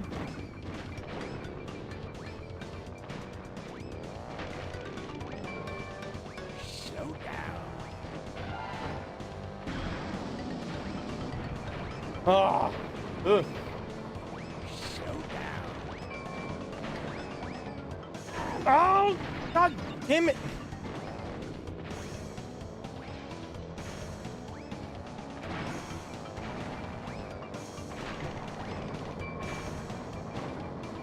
Yeah, but that whole day, again, like, you get somewhere, you get to have great interviews with people, you get to be something on YouTube, something that people fucking strive and work their asses off for years to be, and you blow it by being an idiot and doing shit like that? Like, come on, man. Like, I knew something was wrong with him for the longest time. Like, don't ask me why, it's just the feelings that I get. When I get those feelings, I'm not wrong. And if Logan's here in the chat, he'll tell you 100% that I'm right.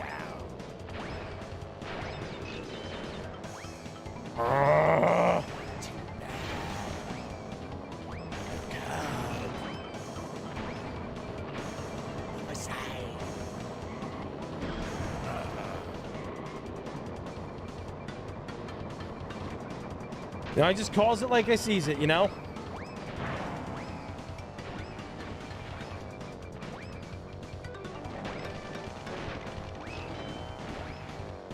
Yes! Damn, he was quite a ways away. Dude, if you think clout chasing on, what do you call it there? If you think clout chasing on YouTube is bad, try being in the cosplay community and see what that does. People, that fucks with people like no fucking tomorrow. You're not so slow after all. Surprised me you did. Here's a key for the win. Still, I think you're not fast enough to outrace Oxide. We're going to lose our planet, and it will all be your fault.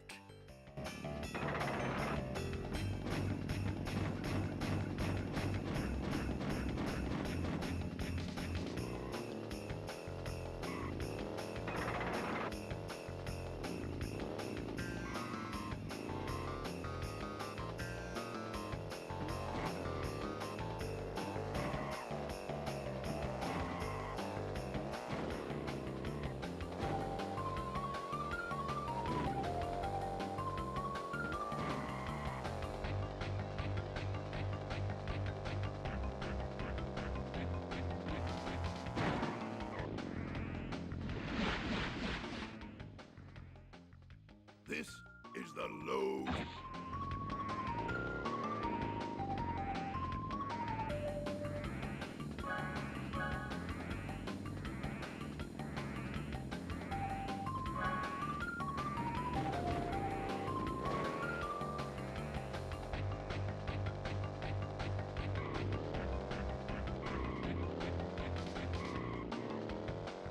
And for the 21 people watching right now, thank you guys for that. Greatly appreciate it.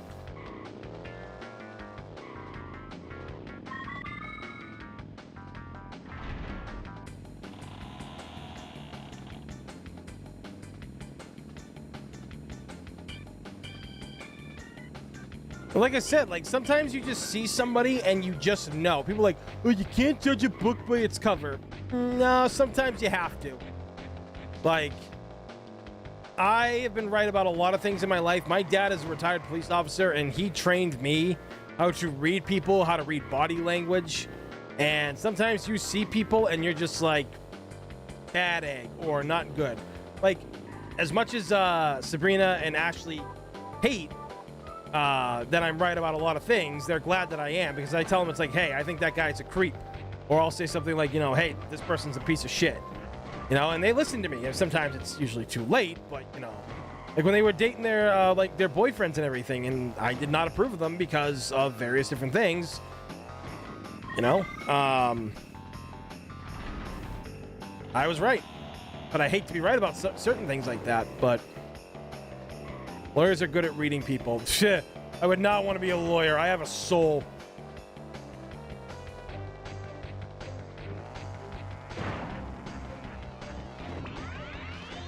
Unless I could be a lawyer like Mac Murdock. Then I would be a lawyer.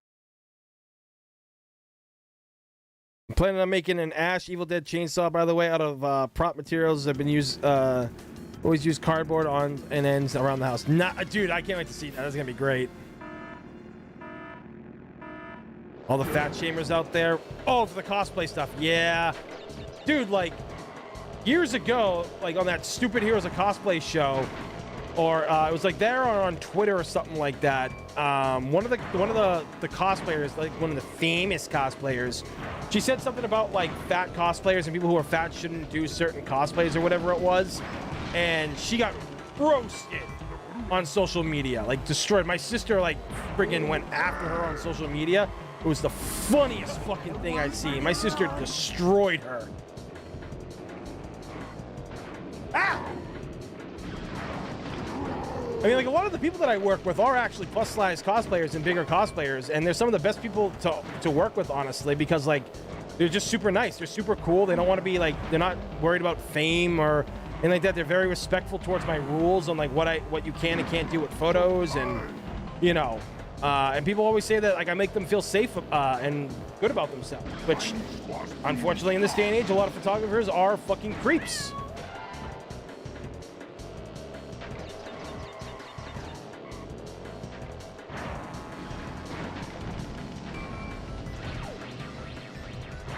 I mean, like, there's a reason, like, why Sabrina only works with me. Doesn't really, like, trust any other photographers. Although, thing with Charlie. Charlie's the same way. Chris and Kitty. She don't work with anybody else other than me, but she's actually working with a good friend of mine who I do trust to do photos for her. Because she's a great photographer, and, well, she's way better than I could ever hope to be. Her skills in editing and, like, the way she does things is far exceeds my own. But there's just a lot of clout chasers and bad people out there, and we got to call it like we see it. And if we're wrong, we're wrong. Hey, we're humans. We make mistakes, but I follow patterns. I follow recurring things. People always say, it's like, well, you don't know everything, Tony. You can't be right about everything. And I was like, yeah, but if I study human behavior and I read up about it and we see patterns, like people do it all the time for sociopaths, like all the or narcissistic tendencies for a lot of people, like. They're there for a reason. Like, they're in textbooks, and that's why the people are called a textbook case of such and such.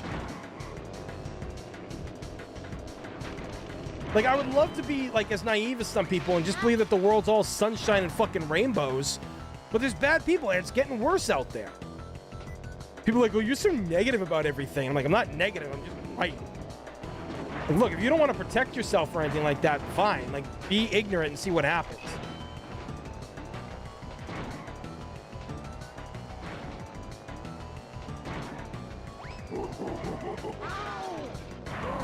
That dude got fucked up.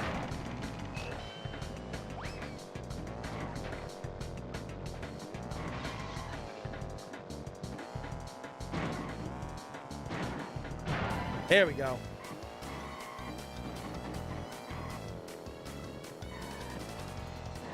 Body language does give people away. It really does. Saul Goodman is my favorite TV lawyer. I never watched Better Call Saul or Breaking Bad, so I can't. I'll just take your word for it. How did I get into photography? How did I get into it? Well, let's see. That That would be... I want to say, yeah, so I got into photography because I couldn't do schoolwork that well. Learning disabilities and all that stuff. And, you know, for years, teachers were just, the schools were telling my parents that I was a disruption. I was bad in class because I was always drawing in my notebooks and stuff. But because I didn't understand the work that was being given to me, they all just kept dismissing it like, oh, you're lazy. Stupid fucking chair. Oh, shit. Sir Atazukin, thank you, dude. Has gifted 1 Retro Ranger Black membership. Thank you, dude. Really appreciate that. But, so, the thing of it is, I was never really good at school. School was really hard for me because teachers, you gotta remember back in the early 90s, that's how it was. You learned one way and one way only. And if you were different or you couldn't learn something, you were labeled as like a problem child. And their excuse was putting me on drugs. They wanted to do that, and my dad told them to go fuck themselves. So when high school came around, I barely survived school all throughout my life. And then high school, I ended up going to a trade school. And that trade school is where I learned to do advertising and photography. Now, at the time, it wasn't digital photography like with the camera I use that's right in front of me right now. It was film. I learned how to do film and like develop in dark rooms and all that stuff. It was really cool.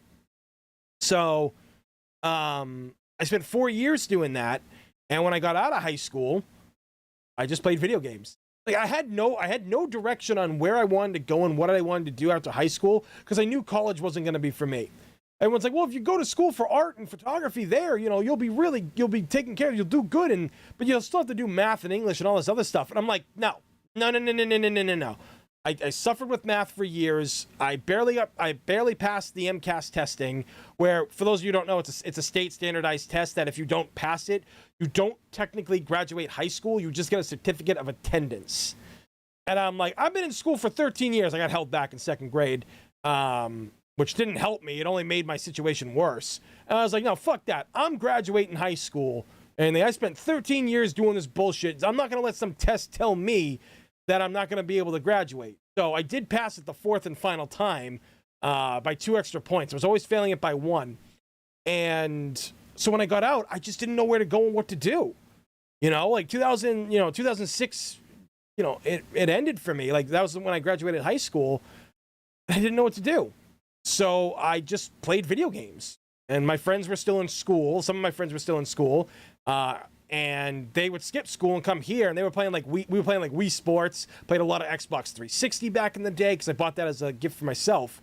But then in around like late 2007, early 2008, I got myself a Canon T3i, and I decided to start doing like photography.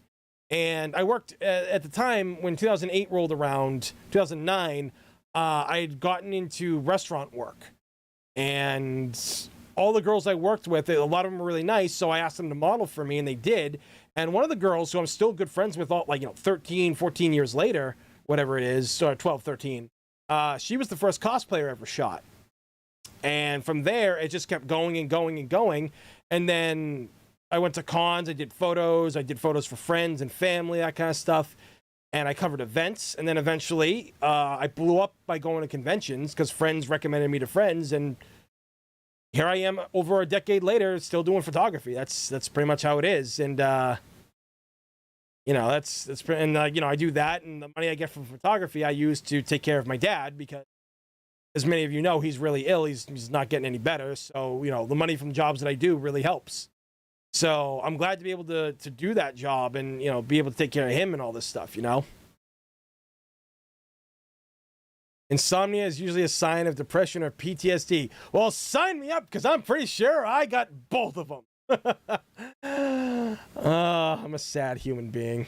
We need to buy the whole roll crew new chairs. Dude, this is a new chair. I bought this thing like 2 months ago, and it just like, you know, deflates on myself. So I'm going to keep it. I'm just going to buy myself a regular office chair. I've been seeing them at Staples and when I've gone to IKEA with friends, and I'm like, I need to invest in these. These are worth it. So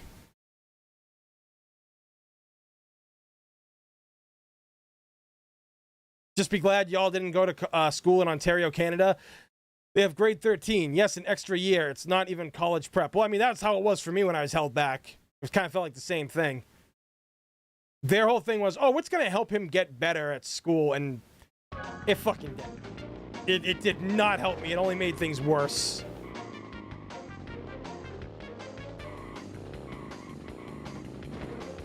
Wait, what? To access this track, you must first...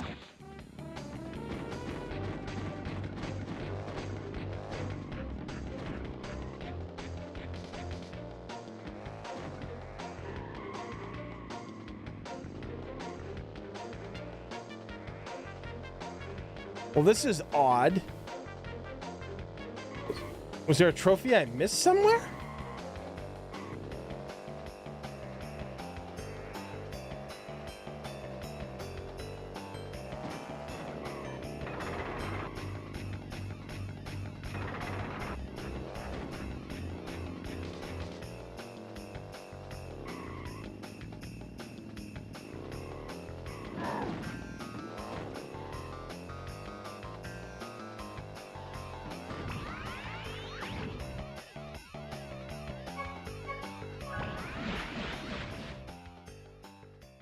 Collect the letters C, T, and R on each track and come in first place to win a CTR token. Beware, some letters are hard to find. Of course they are.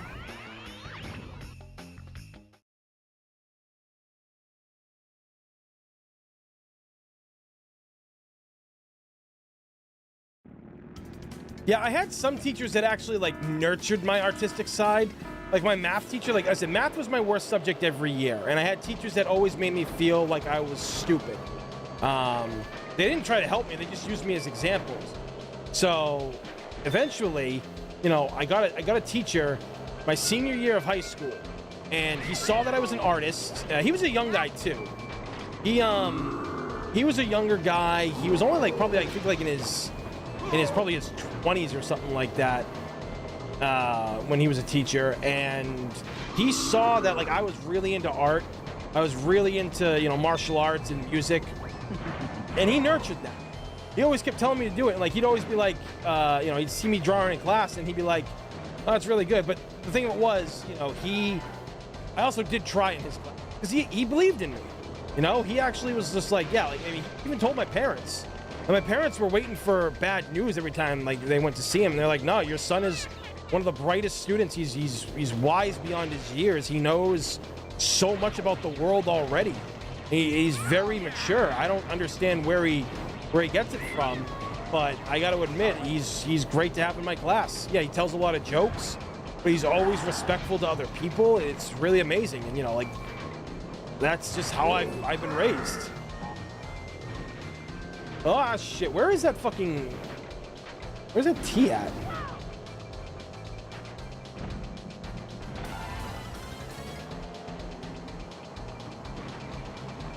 But, you know, it was because of him I was able to pass that MCAS because, you know, again, he believed in me when other teachers didn't, or just used me as an example.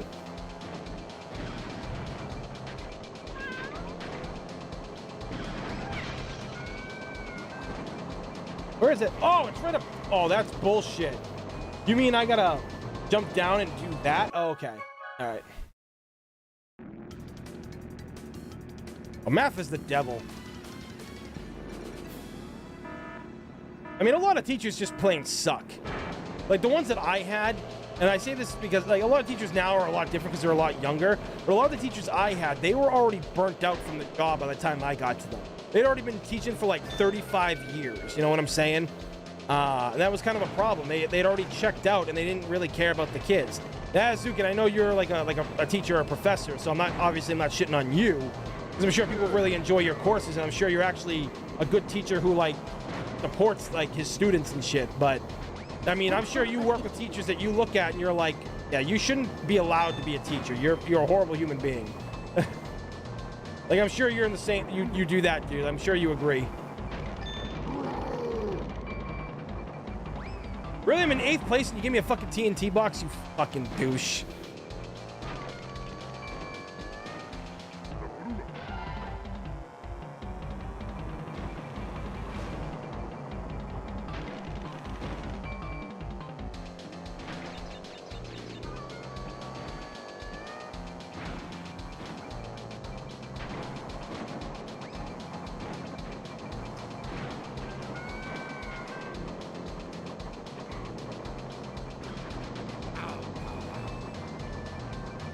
Like, I remember... shit, this ain't gonna work. I'm only on lap 2? Oh, okay. It's not that as bad as I thought.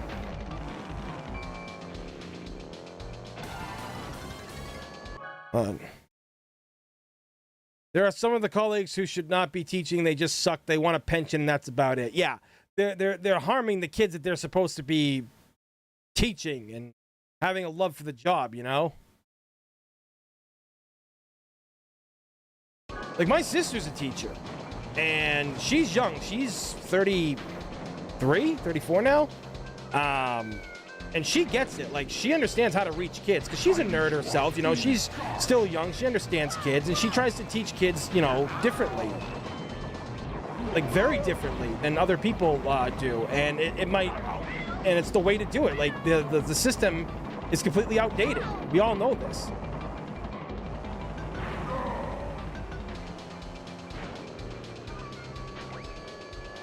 No! The system is very outdated in a lot of countries. It's hard to love your job nowadays. It really is. Like, if jobs just understood that not everybody is replaceable and actually treated their people with respect, it's like in the restaurants, right? I had a boss and she was fucking terrible at the job. It's actually like my second restaurant gig. And what happened was she got the job only because she knew the general manager, the district manager of all like the restaurants in the area. Anyway, she got the job because she knew him, and it shouldn't have gone to her. It should have gone to the assistant manager at the time because he was running the place while the regular general manager, she went on maternity leave and then decided to not come back because she just wanted to be a mom, you know? So when that happened, he took over and he changed the place, made the place amazing. And then they didn't give him the job. They gave it to her.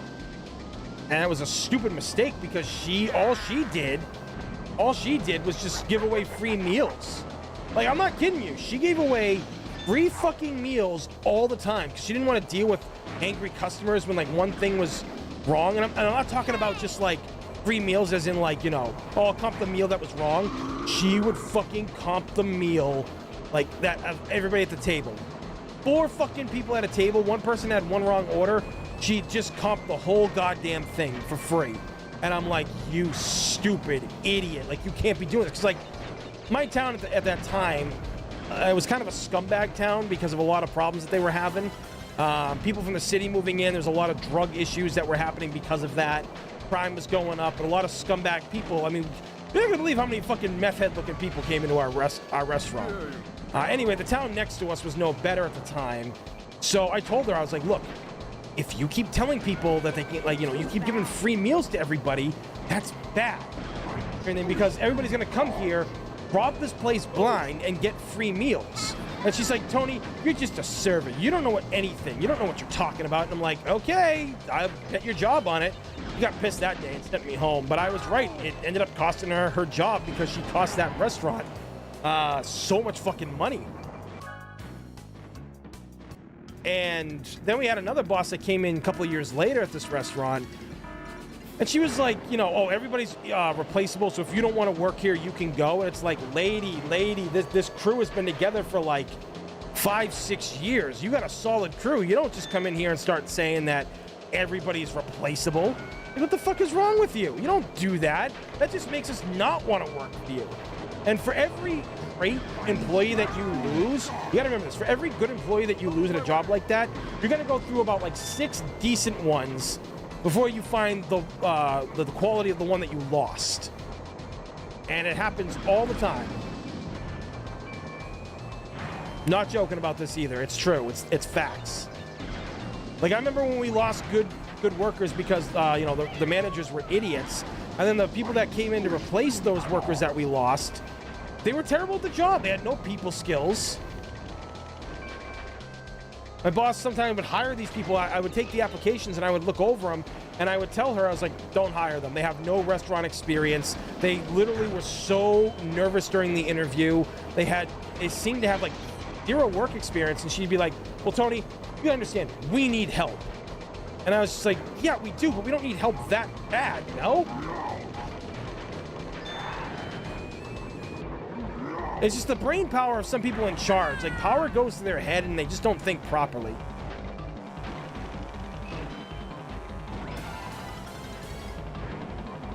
Here you go.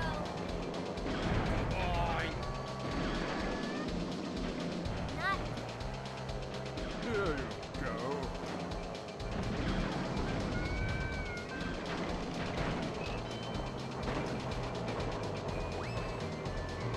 Ah! Take that. Oh, come on! power.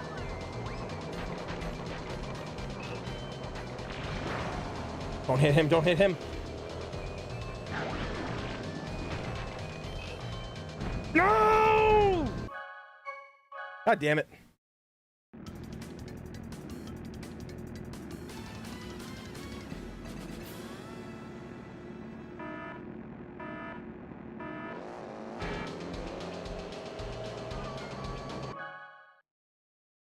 I remember I bent over backwards for UPS and they laid me off. Yep, that happens because they look at everybody's expendable.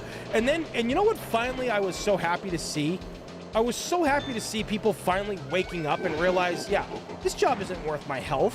This job isn't worth my sanity. They're not worth my talent. If they're not going to pay me what I'm worth, I'm out of here.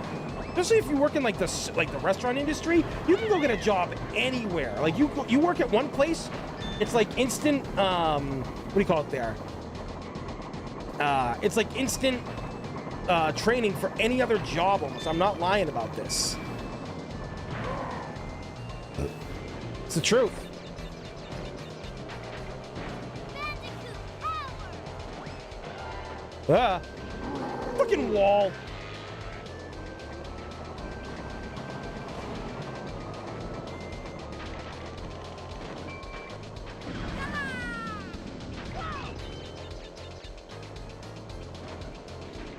But people are fighting back. Like, you know, I mean, unfortunately in this country, while I'm happy that they're fighting back, there's going to be a massive problem this coming winter, especially with shipyards. Like, people, they're going to be going on strike at some point. We've already got airlines who are on strikes and people who don't want to work the airports. Trust me, I flew recently, and it ain't pretty out there, believe me. Like, you wonder why flights are always getting delayed recently and shit like that. It's because, well, they don't have a crew.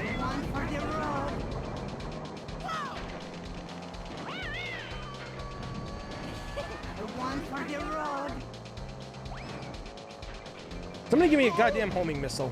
Here you go. It said homing missile.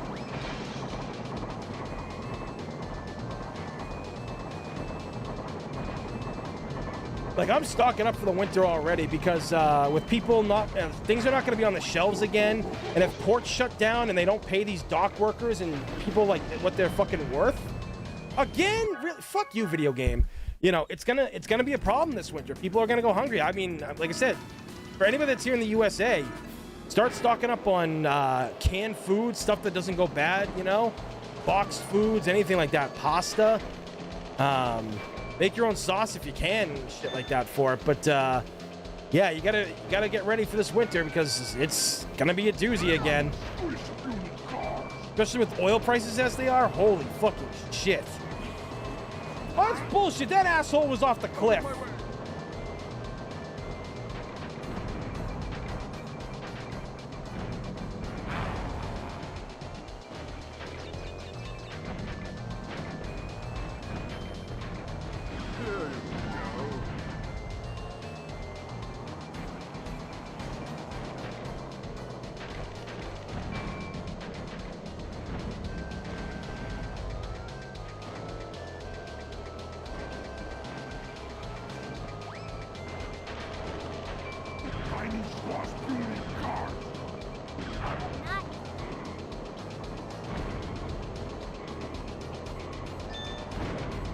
There we go. They put me in last place, but I think I can catch up.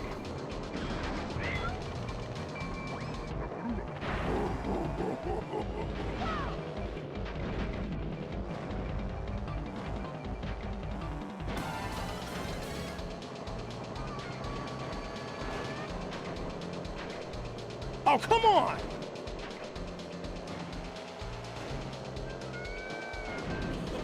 Too bad.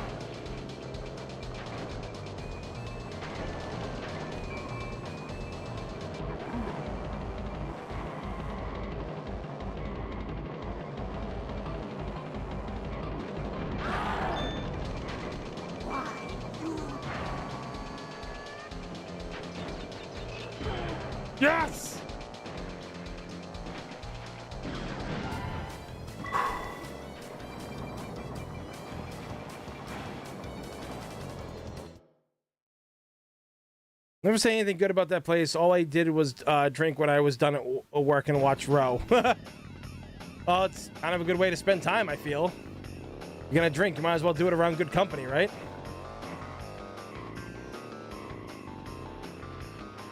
Man.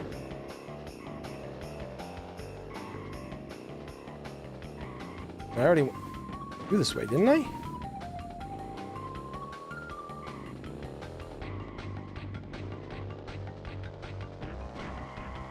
For the 22 people watching right now, thank you guys. And we have over 33 we got 30, wait, 33? Yeah, we got 33 likes right now. So thank you for that, guys. Thank you for sticking around and listening to the rants and the craziness of tonight.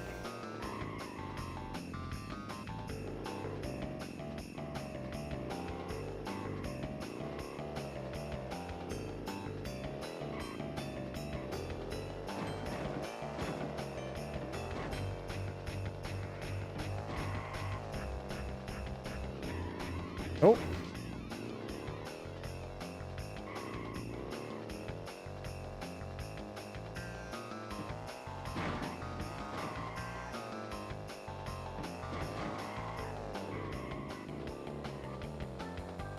How am I gonna get another trophy?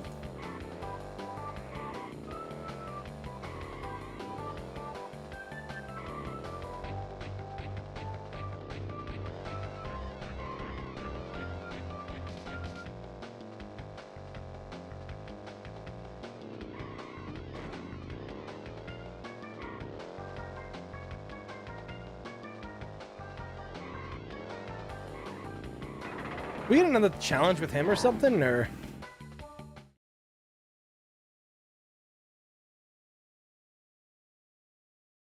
Did you ever catch this release? Oh, what's going on, dude? Did I get the re-release of it on the Switch and stuff? I have it on the PS4, and I barely played it. There was a lot of other games coming out that time too, but then all the stuff that was coming out about the game, I want fucking chair.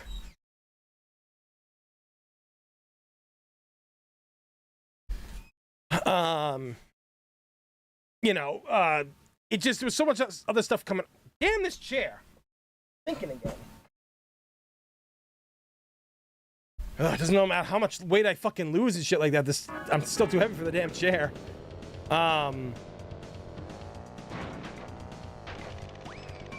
Yeah, I just wasn't really the biggest fan of Nitro Racing. I do want to play it more though, but it had a lot of controversy around it, you know?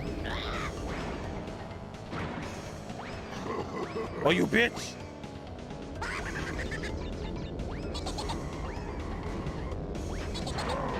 Ryosuke, dude, I don't know if you saw, but I put my flyer out today for, shit, get off me.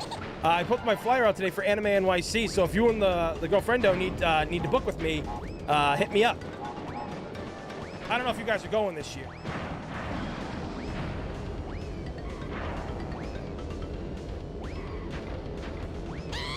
But if you are, there's like a really cool place. Like, I don't know if like what you guys are planning, but if there's a really cool place off-site from the convention center that's really amazing. It would be perfect for, honestly, I feel kind of any kind of shoot.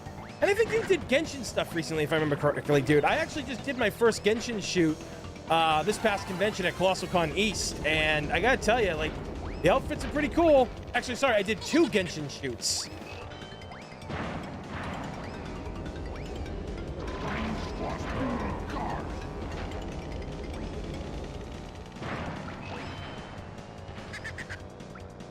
Damn, I am leaving this motherfucker in the dust.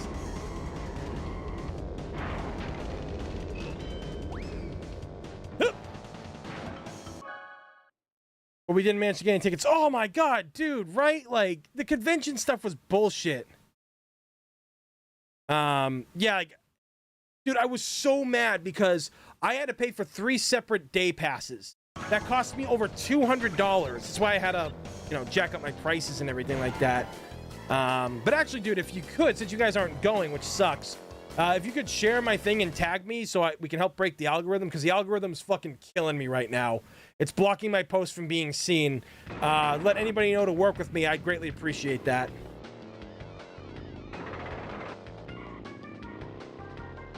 Because I need all the money I can get for that convention this year.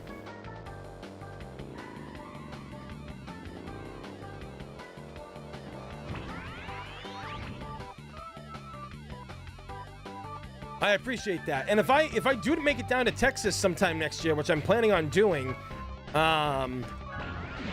which I plan on doing, I will definitely let you know well in advance. You can by racing fast and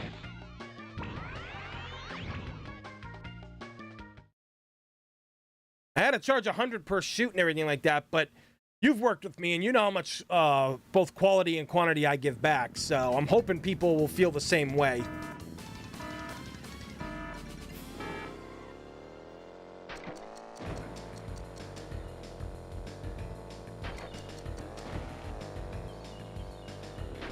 Because, man, dude, I'll tell you, like, I had some issues with Colossal Con East this year. It was a fucking nightmare.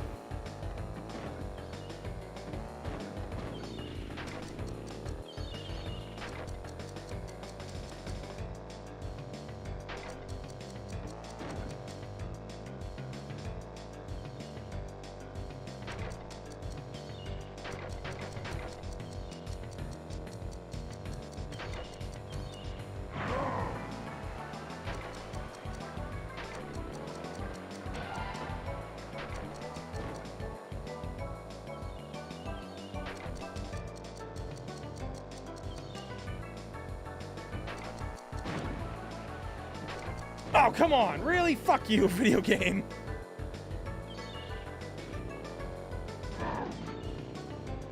I knew I saw a box down there.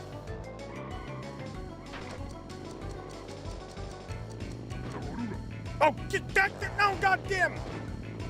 Thought I'd clear that.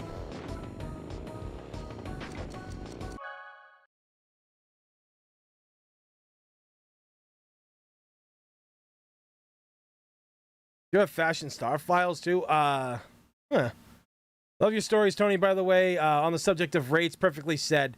Well, yeah, because like a lot of people didn't want to pay my prices at Colossal Con East, and I'm just like, look, if you can pay the outrageous prices that cons ask you for tickets now, and you can pay for all the booze you're gonna drink at conventions too, you can pay for a photographer. Because I've seen so many people complain about like their outfits not lasting more than like the whole convention.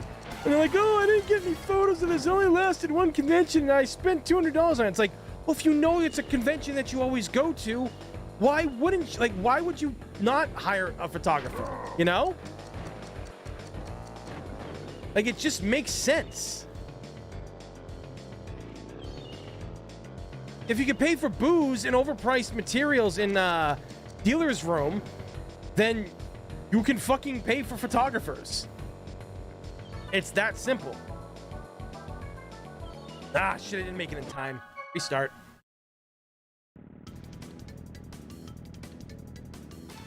If you get a group to go or anime or gaming convention, I think you'd have a blast. Oh yeah, yeah, he's right. That shit's fun as fuck, believe me. You got a good group of friends to go with, it's amazing. Y'all just have so much fun drinking. Well, I mean, I don't drink. You know, like people go out and drink and party and all this shit, and it's really a cool time for a lot of people. I just go to do photos at this point, and sometimes to meet actors.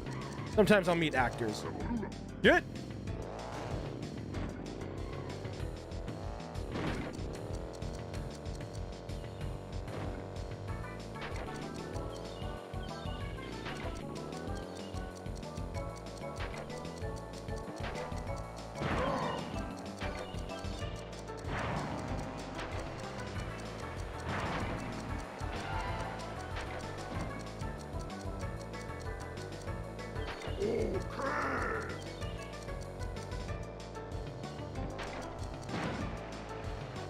Oh, god damn it, I can't hit that jump in the fucking pool.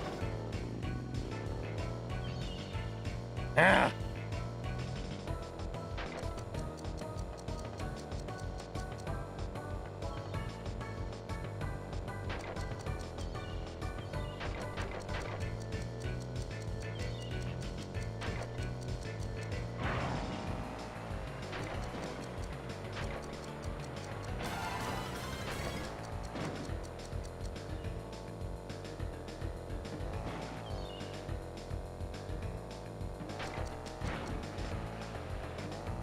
Yes!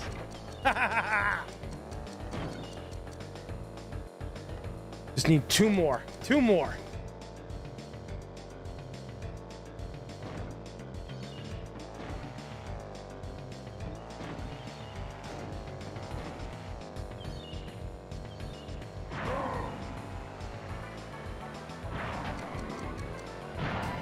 Oh.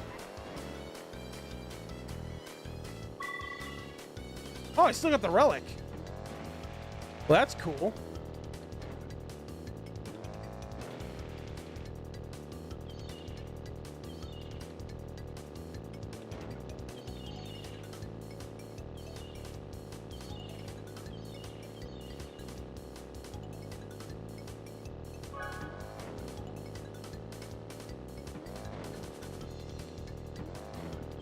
Look at those fucking, look at them teeth, man.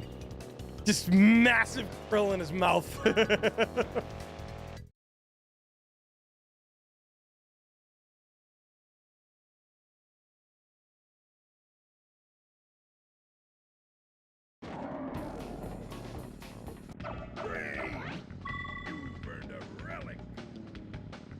Yeah, I've earned a relic, but again, I still don't know where the fuck to get that other trophy to get places.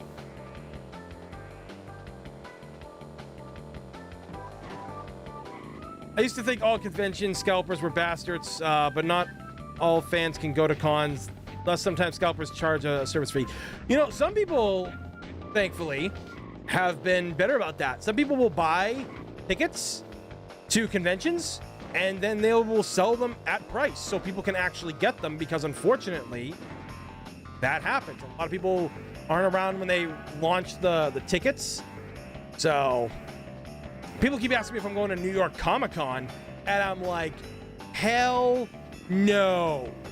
You could not, I'm sorry, you cannot pay me enough to go to New York Comic-Con. I've been there twice. My sister and I, and my friend Reyes, she came from England, and I'm gonna tell you guys right now, that con is a fucking nightmare. It is terrible. It is literally one of the worst cons I've ever been to in my life. It is so overcrowded. You are stuck in a sea of human petri filth. No lie. It's not even worth going to, I tell people. Tell them it all the time. Don't bother going. It ain't worth it.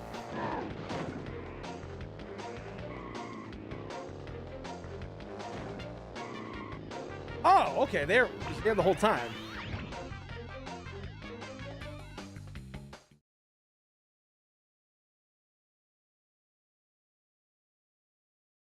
Do it, Baz. Do it. Do it. Anything in New York is a nightmare? Not necessarily. As a guy from Boston, I actually love going to New York City. May not enjoy the people and everything like that, and it sucks I can't carry my gun in New York because, you know, state-to-state carry doesn't exist in certain states, which I think is fucking bullshit, but...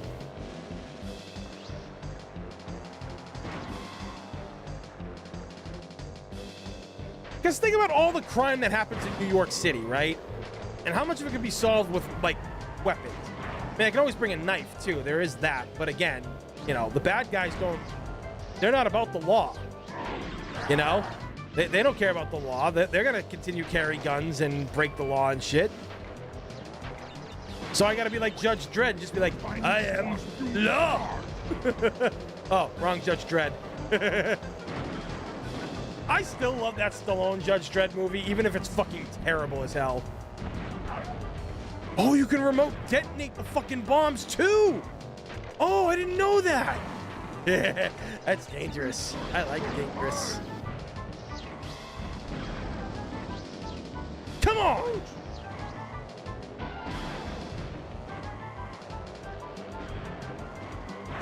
Like, New York is where I get some of my best photos done. My friends in New York City never argue my prices. They won't even let me give them discounts. They'll book multiple shit with me, and they'll be like, yeah, no, don't worry, dude. Don't give us a discount. And I'm like, are you sure? It's expensive. They're like, yeah, but you're worth it. In Boston, everybody's like, can I get a discount? I'm like, but you're already getting a discount. You already booked 2 shoots with me, and you're getting a discount from that. Like...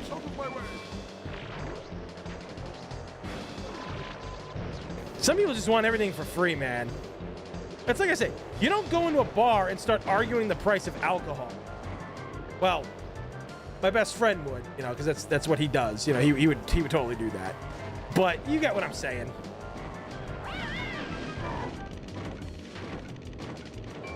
Ah! Ah! Ah! Oh my god, fuck this noise.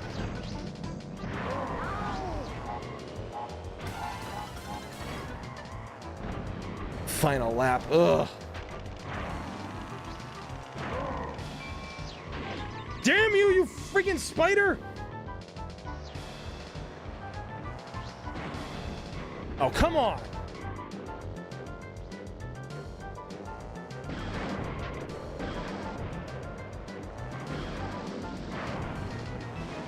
Take that.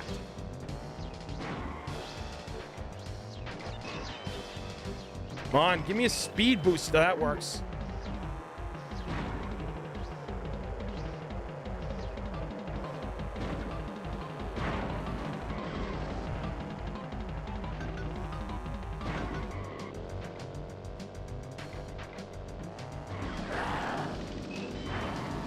Yes!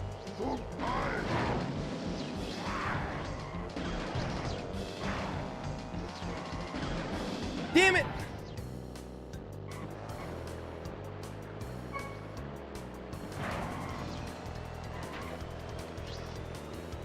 Gotta hit the sack. Have a good one. Dude, thank you so much for coming by, and I saw the thing that you shared my work. Thank you, dude. I greatly appreciate that. I'll respond to that and reshare it when I get done with the stream. Have a good night, man. Take care. 2 more until... Ooh, we're almost at 40 likes, guys. Let's fucking do it. Let's go.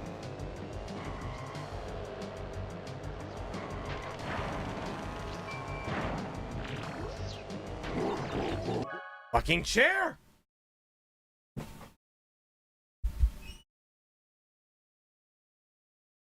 So happy RE4 is coming to for PS4 because I can't find a PS5. Yeah, none of us really can. Like I said, I've bought like about 8 PS5s for my friends because I didn't want one. They all wanted one right when they were coming out, and I'm like, why? There's gonna be issues with them probably. Like, why don't you wait? Plus, there's gonna be no games for them. We're not at the point where graphics on a PS4 and PS5 are that vastly different that you gotta drop $500 fucking dollars, you know? We're just not there yet. I mean, I get it. Some people need the newest tech, and I think the only console I ever bought at launch. Oh my god! It was the. Oh my god! It was the Nintendo 3DS. That was the first thing I ever got at launch. Yeah, because a Wii I didn't get. I got for like I think the year it came out, but I got that as like a birthday or Christmas gift. Yeah. Super Nintendo was a Christmas gift. N64 was Christmas. Dreamcast, my dad just bought that for me because he knew I wanted one, and shit wasn't going so good in my life at that point. My dad really just wanted to keep me happy and stuff, so he got me that. Shit! Oh, you motherfucker, no!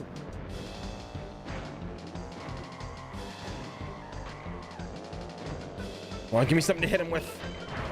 Good enough! Fuck! Damn it. PS2 console was a gift. PS1 was a Christmas gift too, if I remember correctly. The Wii U, I bought that by myself, but it wasn't until like I want to say it wasn't until a few months after it was out. 'Cause I remember my buddy Joe and I, we went to go find it. Apparently, they had one at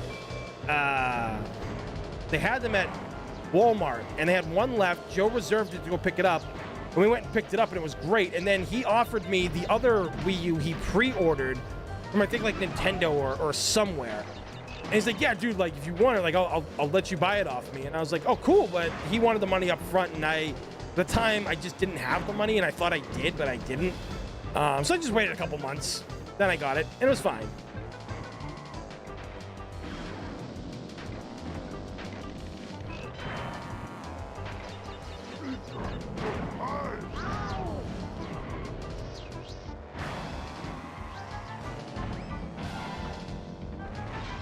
Ah!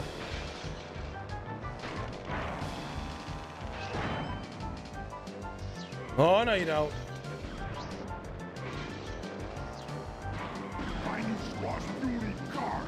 Get at them! Oh, come on, really?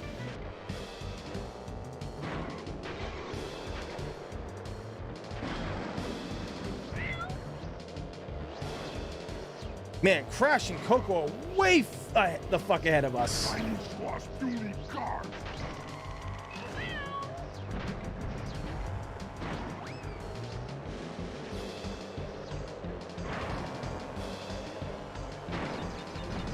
Ah!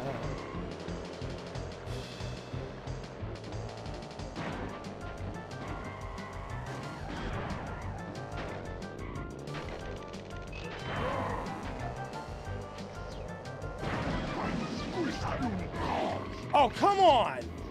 That spider should be affected by that.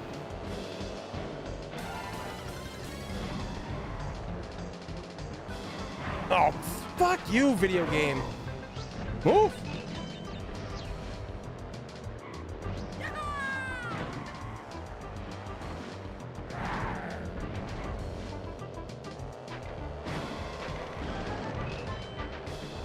That's not a good weapon right now. What the fuck?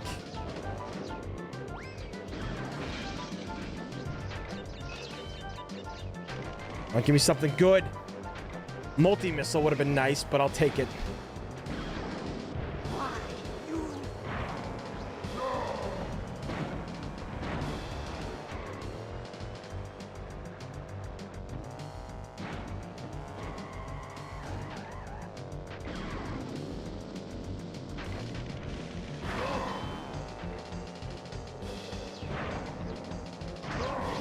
Ah!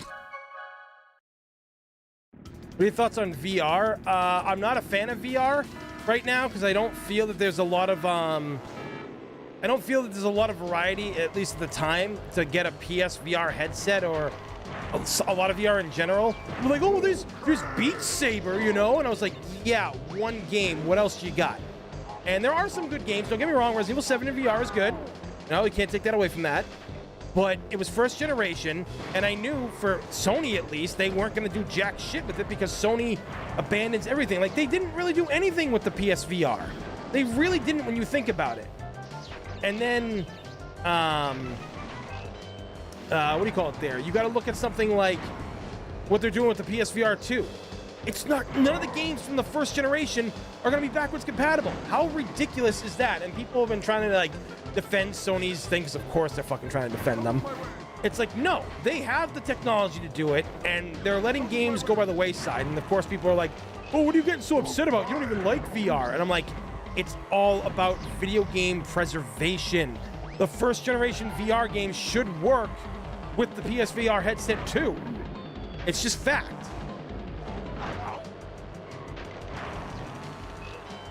And it's why I'm not like the biggest fan of it, because I don't believe that Sony wants to do anything with it. It's like they gave up.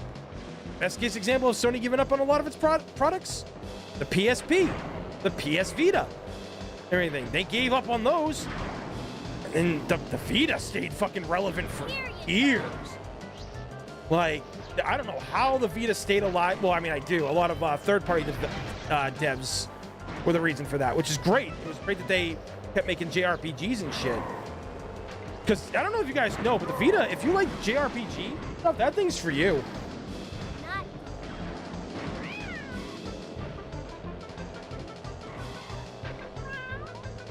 Oh, fuck you. No!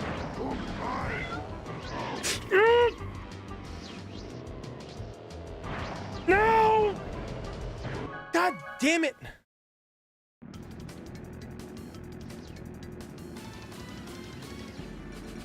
Oh, Wolfenstein, what's going on, dude? And we hit 40 likes, guys. Thank you so much. Greatly appreciate that. That's huge for the stream. Thank you, dudes. Like, our like count in streams is going up, like, every stream, I feel. So, guys, thank you for that. I appreciate it. Really do. I really appreciate that love and support.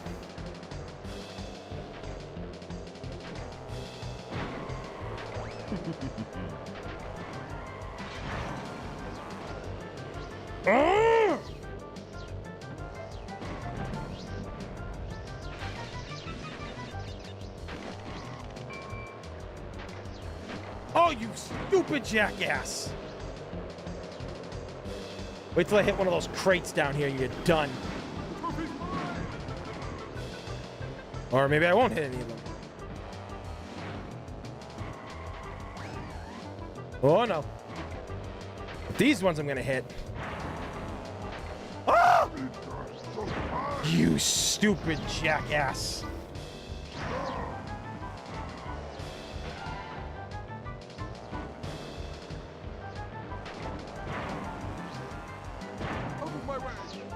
Ugh.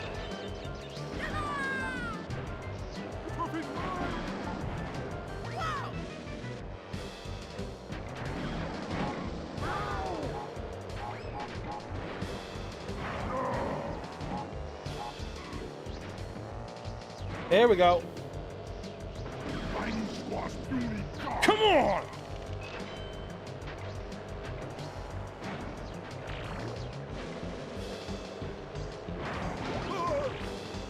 Damn, that flash of light kind of hurts. Thank God I'm wearing sunglasses. That probably would have been a lot worse. Drew bitch!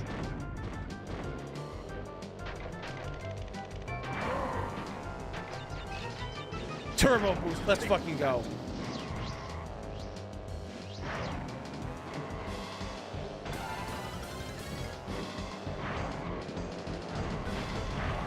Yes! Oh, I'm saving this shit.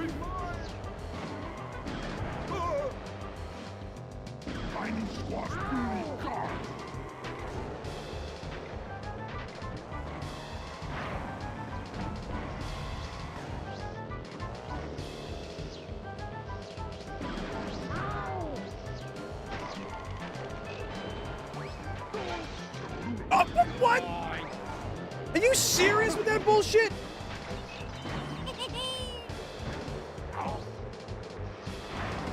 That's just horse shit. 6 ways to Sunday, man.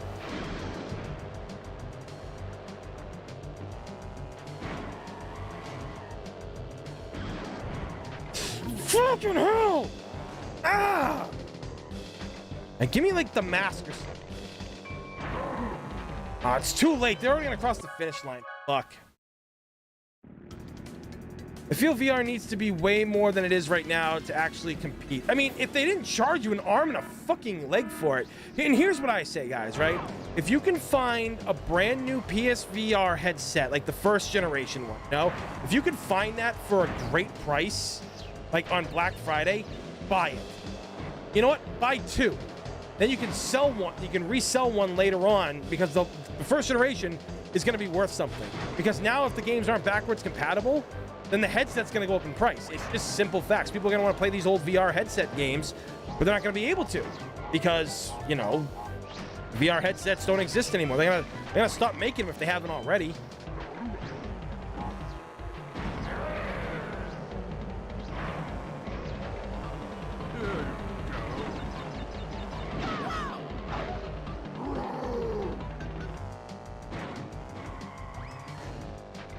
Ah!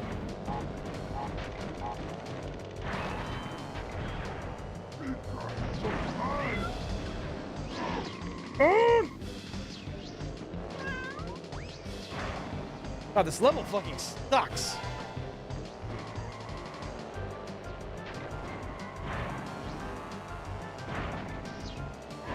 Come on! Too bad.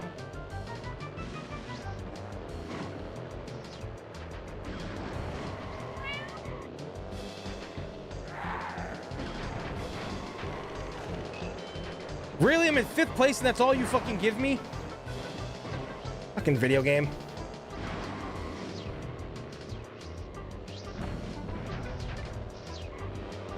Oh, come on!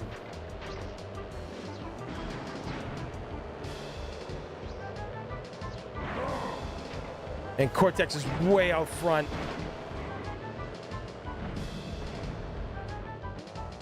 Well, I tried, fuck it.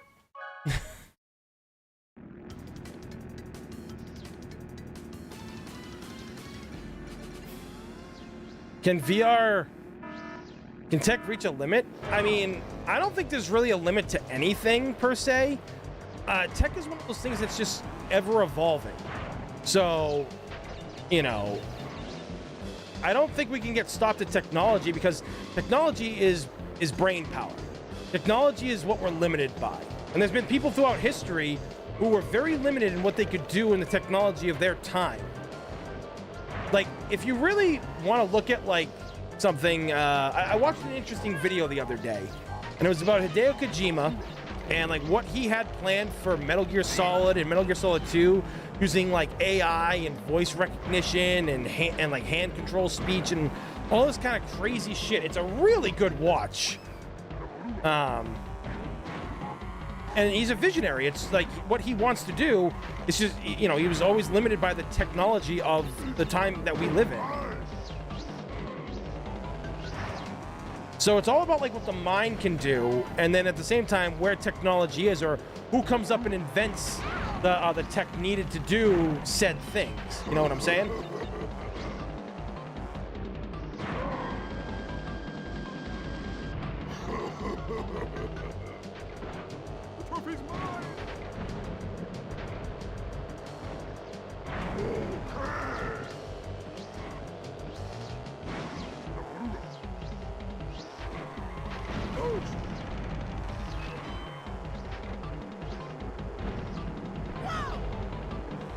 Yes! I'm gonna win! Everybody's so far behind me. I'm gonna do it! I'm gonna win!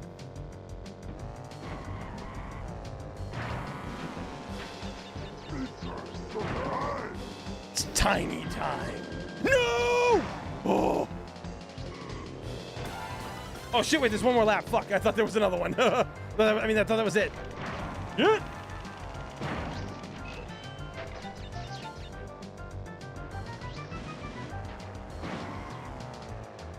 Take that.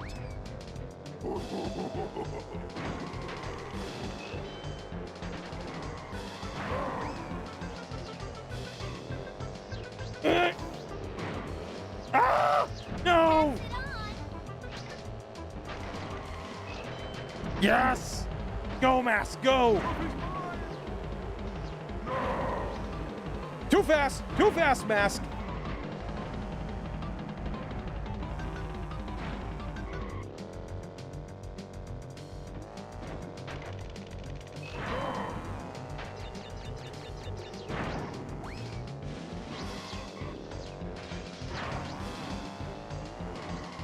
Yes! Jesus Christ!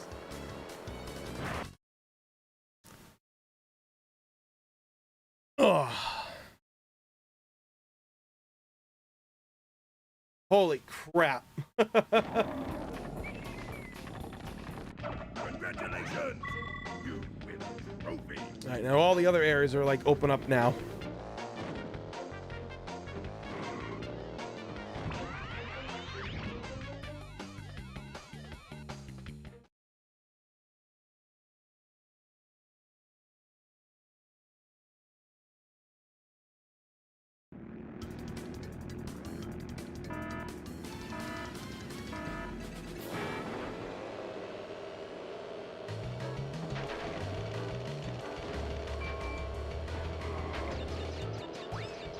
Oh, that almost hit him.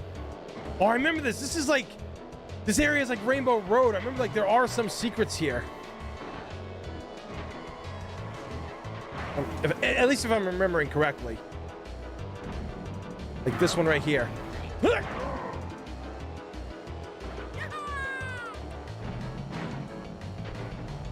Oh shit. Oh shit, going the wrong way. I turned around.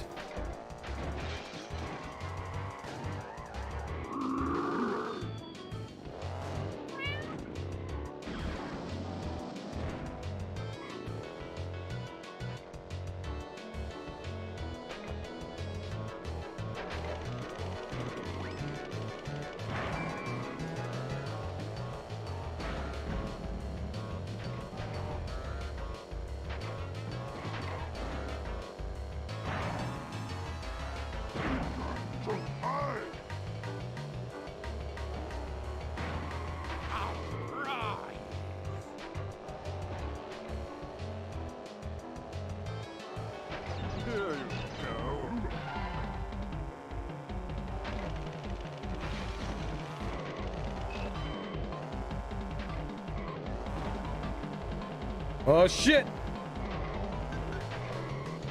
Pass it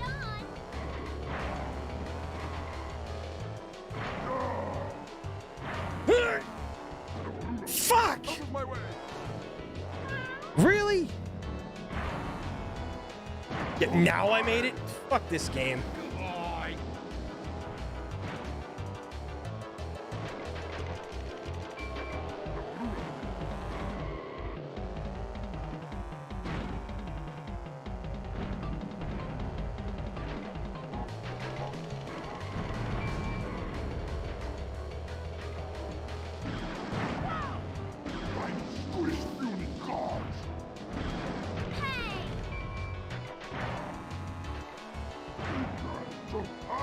Man, how far did like Engin or whatever his name is get far?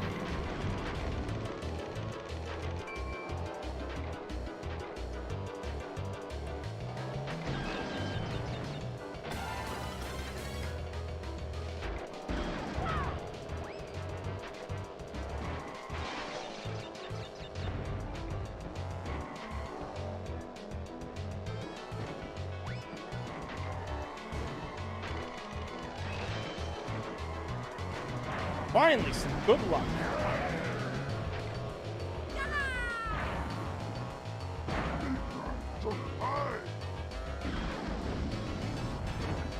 That's so stupid.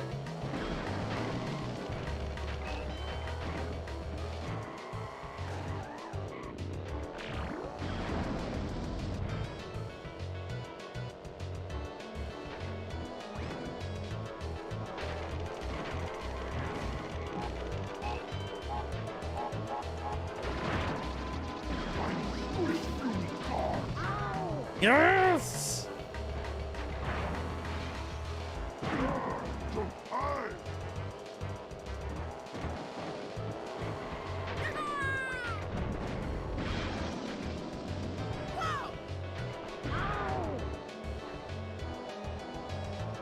Oh, thank God.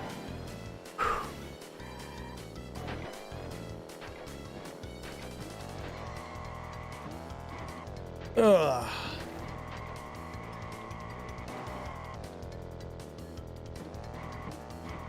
Are you excited for the Mario Kart new maps? You know, I would rather than make a new game. And people are like, well, they keep adding tracks, so why are you complaining? They keep adding stuff. Isn't that what you always say? If the game's doing good, shouldn't they add to it? I was like, yeah, but Mario Kart 8 Deluxe is a game that's like 8 years old at this point, and it really needs a new game. They really need to do a new game for it. And I would be okay if they just kept adding tracks, but I kind of want them to add new characters too. You know, some new Mario characters, and it would be actually fantastic. Some upgrades to the vehicles and shit. So, all right, Benny Kage, take care, dude. Thank you for stopping by, man. Always appreciate the support.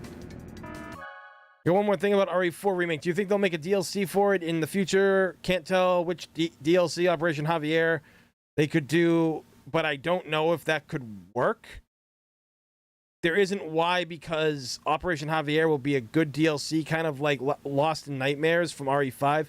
The thing of it is, Operation Javier would have to be like its own game. Like it was Darkside Chronicles, it was its own game. So, I think there'll be DLC for RE4 because they learned from RE Village. They're like, oh shit, you know, people really like this game and expected more. Because let's face it, Village, as fun as it was, they didn't give us anything in the game after. There wasn't a lot of replay value to that game. So, I'm totally okay with them giving us RE4 DLC, like, you know, playing, you know, Ada separate ways. That's got to be included.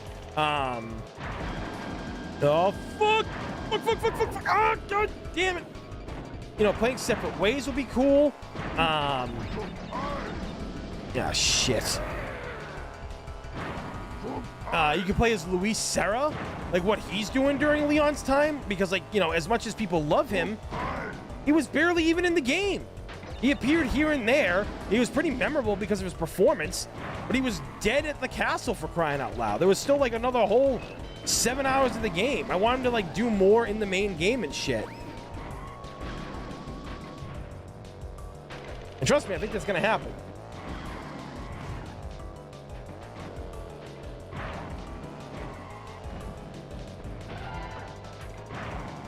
Here you go.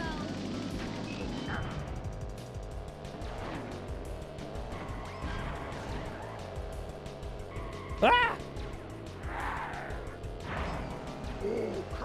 So yeah, no, I think we're gonna get we're definitely gonna get DLC for RE4. I just hope the Mercenaries has Luis Serra in it, you know. I think that'd be cool to have him as a playable character. Because I was shocked he wasn't. He should have been a playable character back in the old days.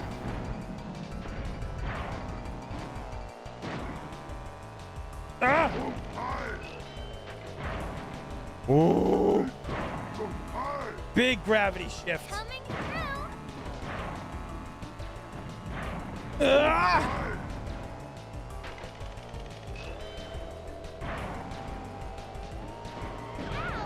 Take that, bitch. No!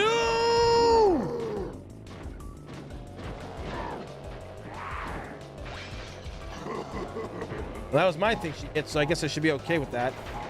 Oh, you bitch!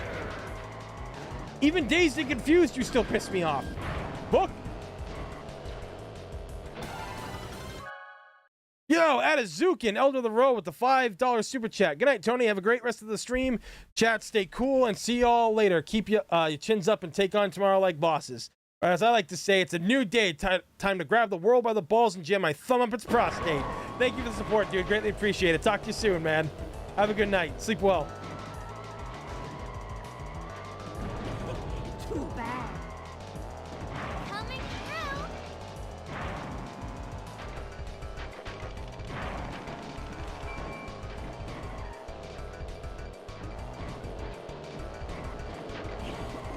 Oh, you bitch.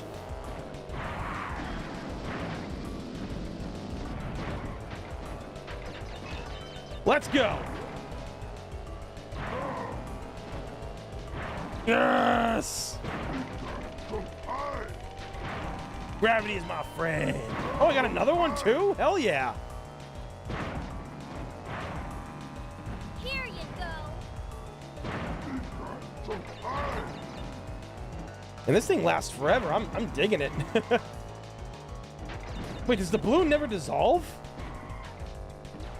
Let's see how long it does last.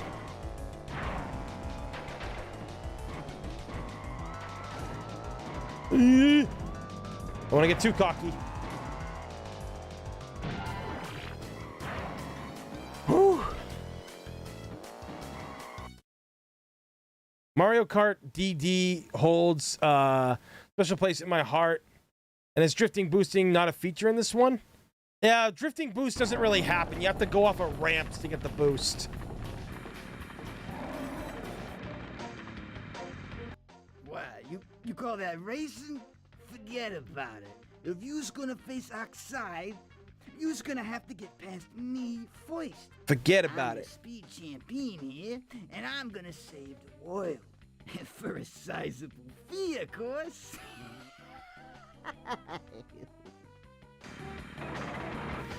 Since Capcom makes a good money-making Resident Evil game, that this should make a DLC for Operation Javier. It's not gonna happen.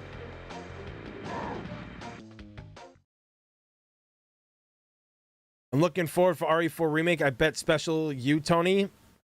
Actually, I really don't care that much about RE4. It's not my favorite Resident Evil game. In fact, I think it's incredibly overhyped and overrated. It's not a bad game by any means necessary. I do enjoy it. But honestly, and I'm not going to lie with you guys, I enjoy Resident Evil 5 way more than Resident Evil 4. That might be controversial, I don't know, but that's how I feel.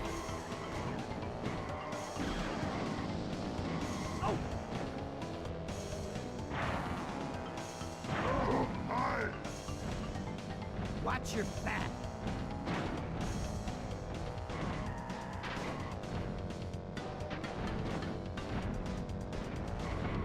Oh, come on.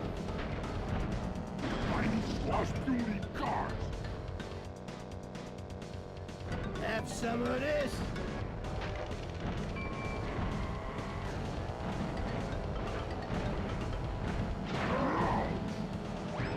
Oh, come on. Oh, it did get him. Okay. You're mine.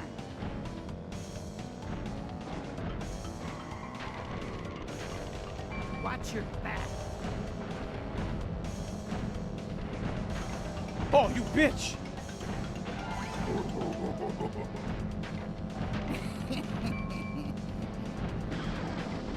Watch your back. Damn, he's like fucking getting all the fucking boxes.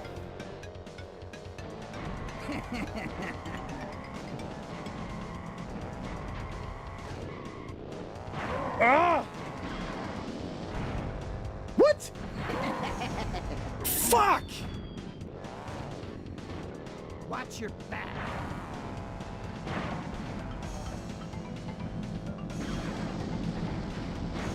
You're mine. Oh my god, he's destroying every fucking box. I can't like power up at all.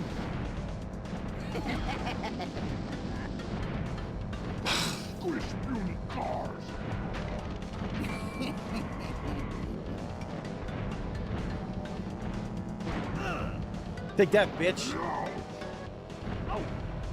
Take that too. Have some of this. Whoa!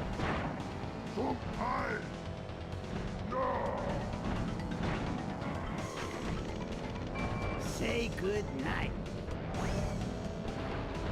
No, no, no, no, no, no, no, no, no, no, no. Oh, god damn it.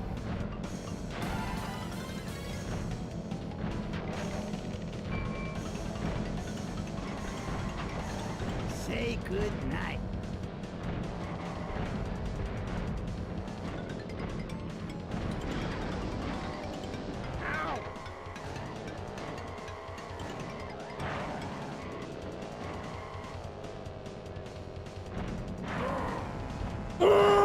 Oh, barely made that.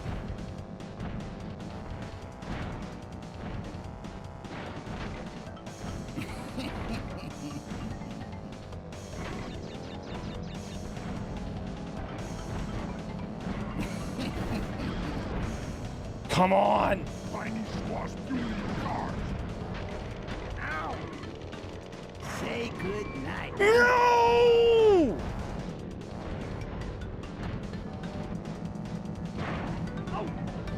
No! No! No! No! God damn it! I don't think I'm gonna be able to catch him unless I get 3 missiles or something. Fuck that noise.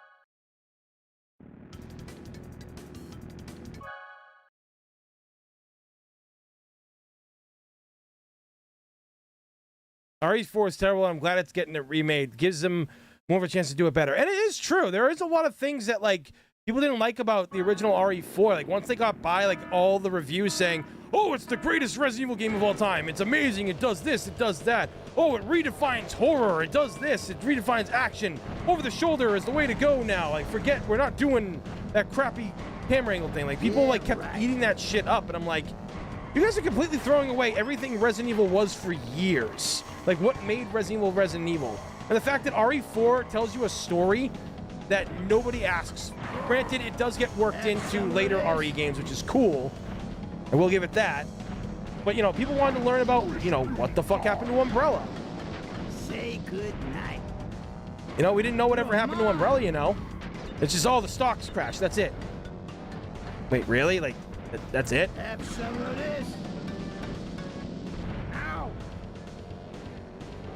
And RE4 wasn't scary. It tried to be. Everything. It tried to be scary, but it wasn't. Yeah, right. It just really wasn't that scary. I think there was one moment in that entire game that actually scared me, and it's the part where that guy bursts out of the oven, the stand-up oven or whatever it was. Oh, fuck you!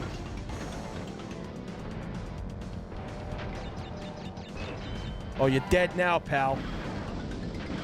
Watch your back. Oh. Oh, yes. Now I've got you. Have some of this. Yeah, right. Oh! Tiny Izzy. Tiny What the fuck? Izzy. Well, how do you want me to take those fucking turns? So high.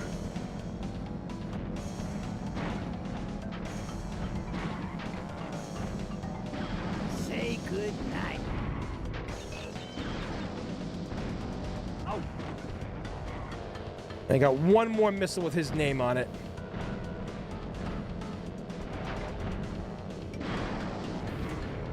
What?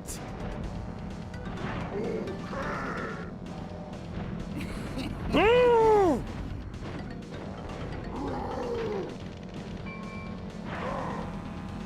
Watch your back. Wow, it actually hit him. Holy shit. Yeah, right. Oh. Yes! Oh, we still got one more lap to go.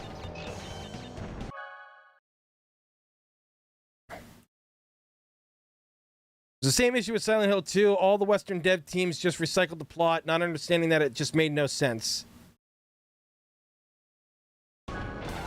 You know, and people, you're probably asking, wait a minute, why am I defending RE5 and saying RE5 is better than RE4? Yeah, You see, Resident Evil 4 was experimental. It tried to do a bunch of different things. It was going to be scary and psychological and all this other stuff at one point, but Capcom, like, pretty much scrapped it and made Shinji Mikami start all over again for a lot of stuff. So, you know, it happens. Fuck! You know, it happened, and when that did happen, you know, it just kept changing and changing until it became what we have today. Resident Evil 5 clearly was always meant to be an action game. As far as action games go, it honestly does exactly what an action game should do. It does a really damn good job of being an action co-op game. It's got the right amount of action, its acting and its graphics are far better than like any other Resident Evil game before it, and in my opinion, I know this might sound controversial, but I think the graphics look better in 5 than they do 6. So, you know, for me personally, 5 does what it, like, because, like, you know, 5 is not a horror game. It's not trying to be a horror game, you know? So, with that being said, with it not trying to be a horror game, you know? Oh, thank God. Yeah, for it not being a horror game, it was an action game, and it did exactly what it wanted to do. But Resident Evil 5 also talked about the past. You had Wesker, you had Jill, you talked about Raccoon City, you had discover that Africa is where the progenitor virus is from. So right then and there, that's inclusion. Again, it's not horror, it's action, and it does exactly what it's supposed to do. 4 was experimental and kind of all over the place. So...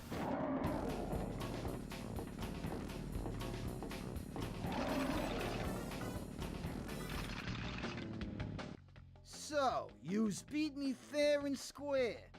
I doubt you'll be as lucky with Oxide. Here's a key for your troubles. Oh, brother. Well, the little terror vermin has finally collected all the trophies to become world champion. What took you so long? Now we prove who the fastest driver really is. Oh, shit, already?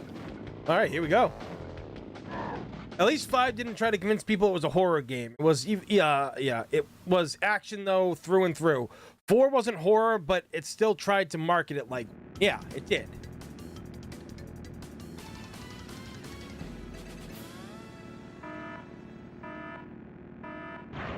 I acknowledge a lot of things that, you know, RE4 did in the past and everything, and like what it did, and like the, you know, like how, like, oh shit, this guy's cheating already. God damn. Well, we're off to a really good start now. You're no match for me.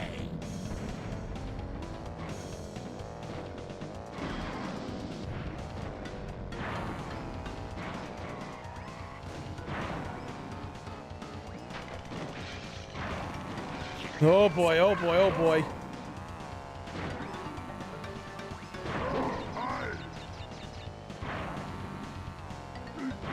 Like, I'm not saying RE4 is a bad game, but it just does a lot of things too differently. It was very experimental. It was bold, is what it was. But it doesn't mean it's as great as it gets made out to be. Oh shit! Come on!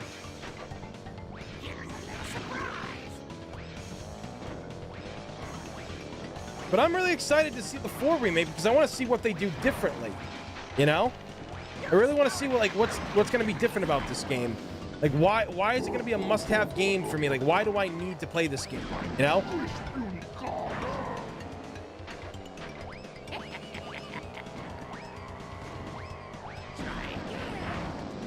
How did that miss him? Wow, this game is fucking bullshit.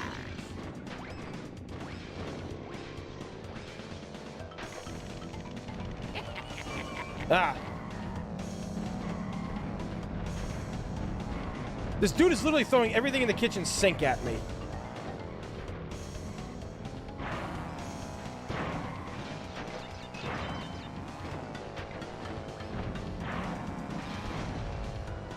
Like, how am I supposed to, like, win any of this?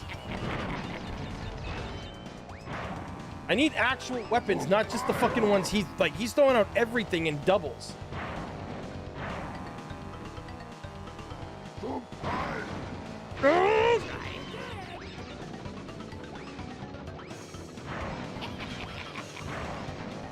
I think I got one more lap to catch up on.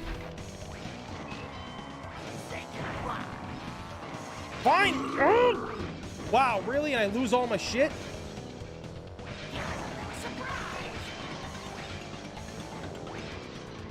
At least I got it back.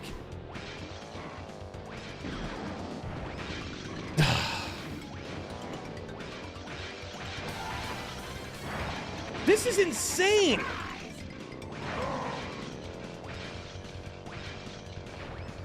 I'm shocked that there can be this much on the fucking screen at once.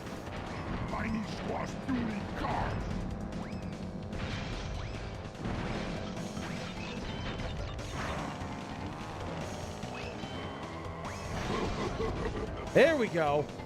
Gotta get ahead of him and fucking lay traps and...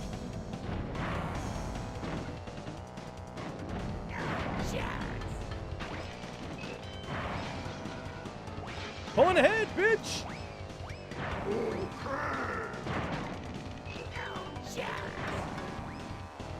I think I've got all the chances now, asshole.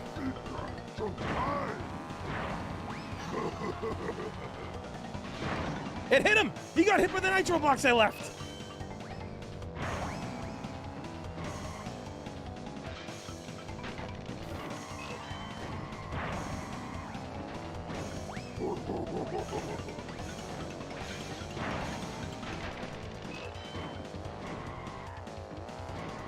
Gonna need this. Ah!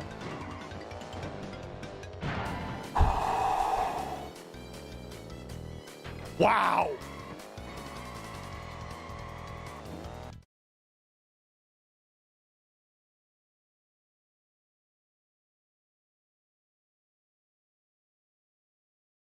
God damn, man.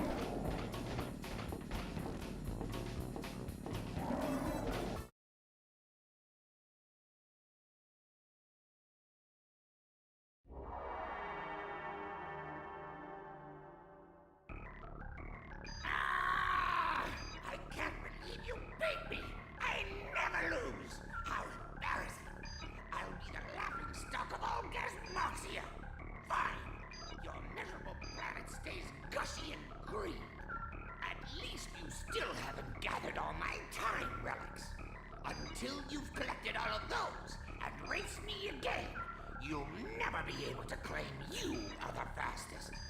This won't be the last time you'll face nitrous oxide. We will meet again. I think I could do that guy's voice. I'm gonna add that to my list for my my voice reel.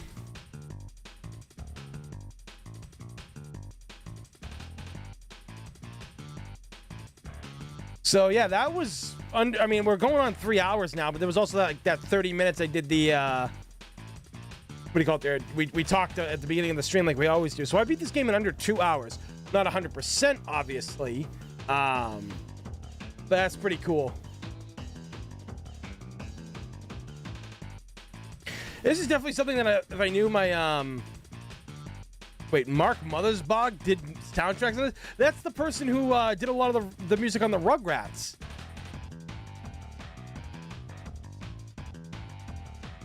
Clancy Brown.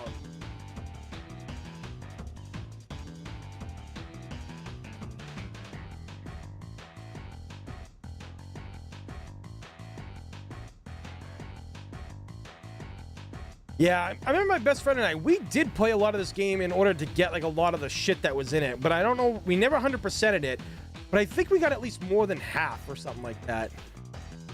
Yo, Nick Castle with the $1 super chat. Contrary to popular belief, I'm a RE4 fanboy.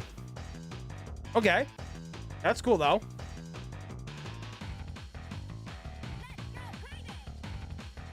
I hope the rumors are fake about being 3 stalker enemies. I despise that. I don't think that's I probably not gonna be a thing. You gotta remember, any like you got like these YouTubers out there that put out shit and say, oh yeah, this is gonna be in the game, my well-known source is gonna tell me this, and you gotta remember, a lot of gaming companies put out fake shit to, you know, throw the leakers off their game and shit, because let's face it, these leakers, they make it not fun, you know.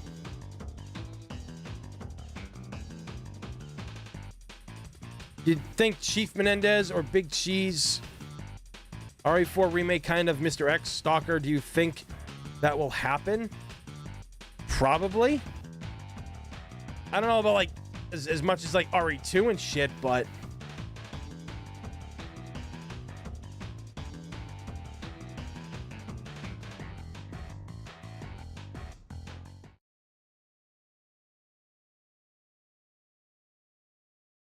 ugh. You know, I'm gonna save this in case like my best friend actually does want to play this someday. Either that or we'll play like on a brand new setting.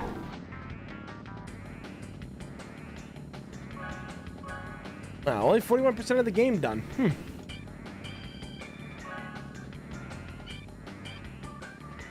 Am I able to do this though? There we go.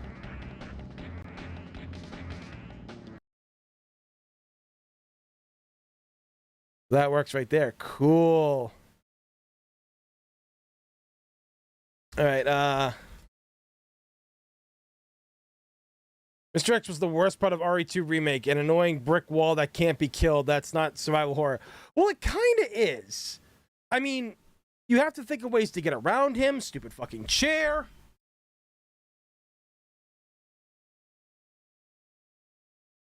And to be honest, it gave a lot of tension that I feel the game kind of needed.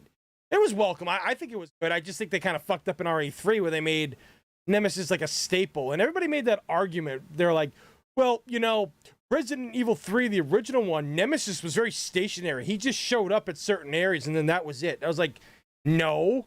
He showed up in certain areas, but depending how you played the game and how it progressed and what you did, he would show up in different areas. There's a difference.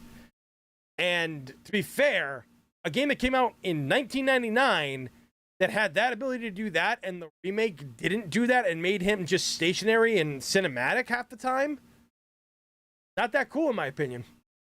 Not that cool.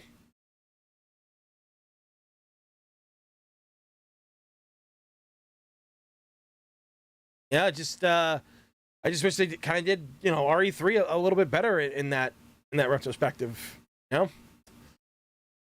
But yeah, either way, guys, that was fun.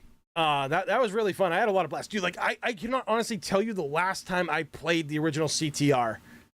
Like this game, it brings back a lot of memories of me and my best friend playing. I got to call him tomorrow and talk to him about this. I'd say he's probably up now, but he's asleep. It's like 1:30 in the morning. But shit like this, man,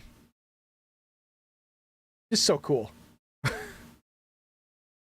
Just it's so fun just to like play these classics with everybody and relive it, and I love it. I love it to death, and I'm glad I started doing Play-Tember here on YouTube. I don't know if next year if I'll do PS1. I might mix it up next year because I was thinking about this, and I might do PS1 and PS2 games, because some PS2 games you just pop in and you can start playing. They don't have to be long games. And honestly, I didn't expect to beat this game tonight. I really didn't. So either way, let's see. Where is the song?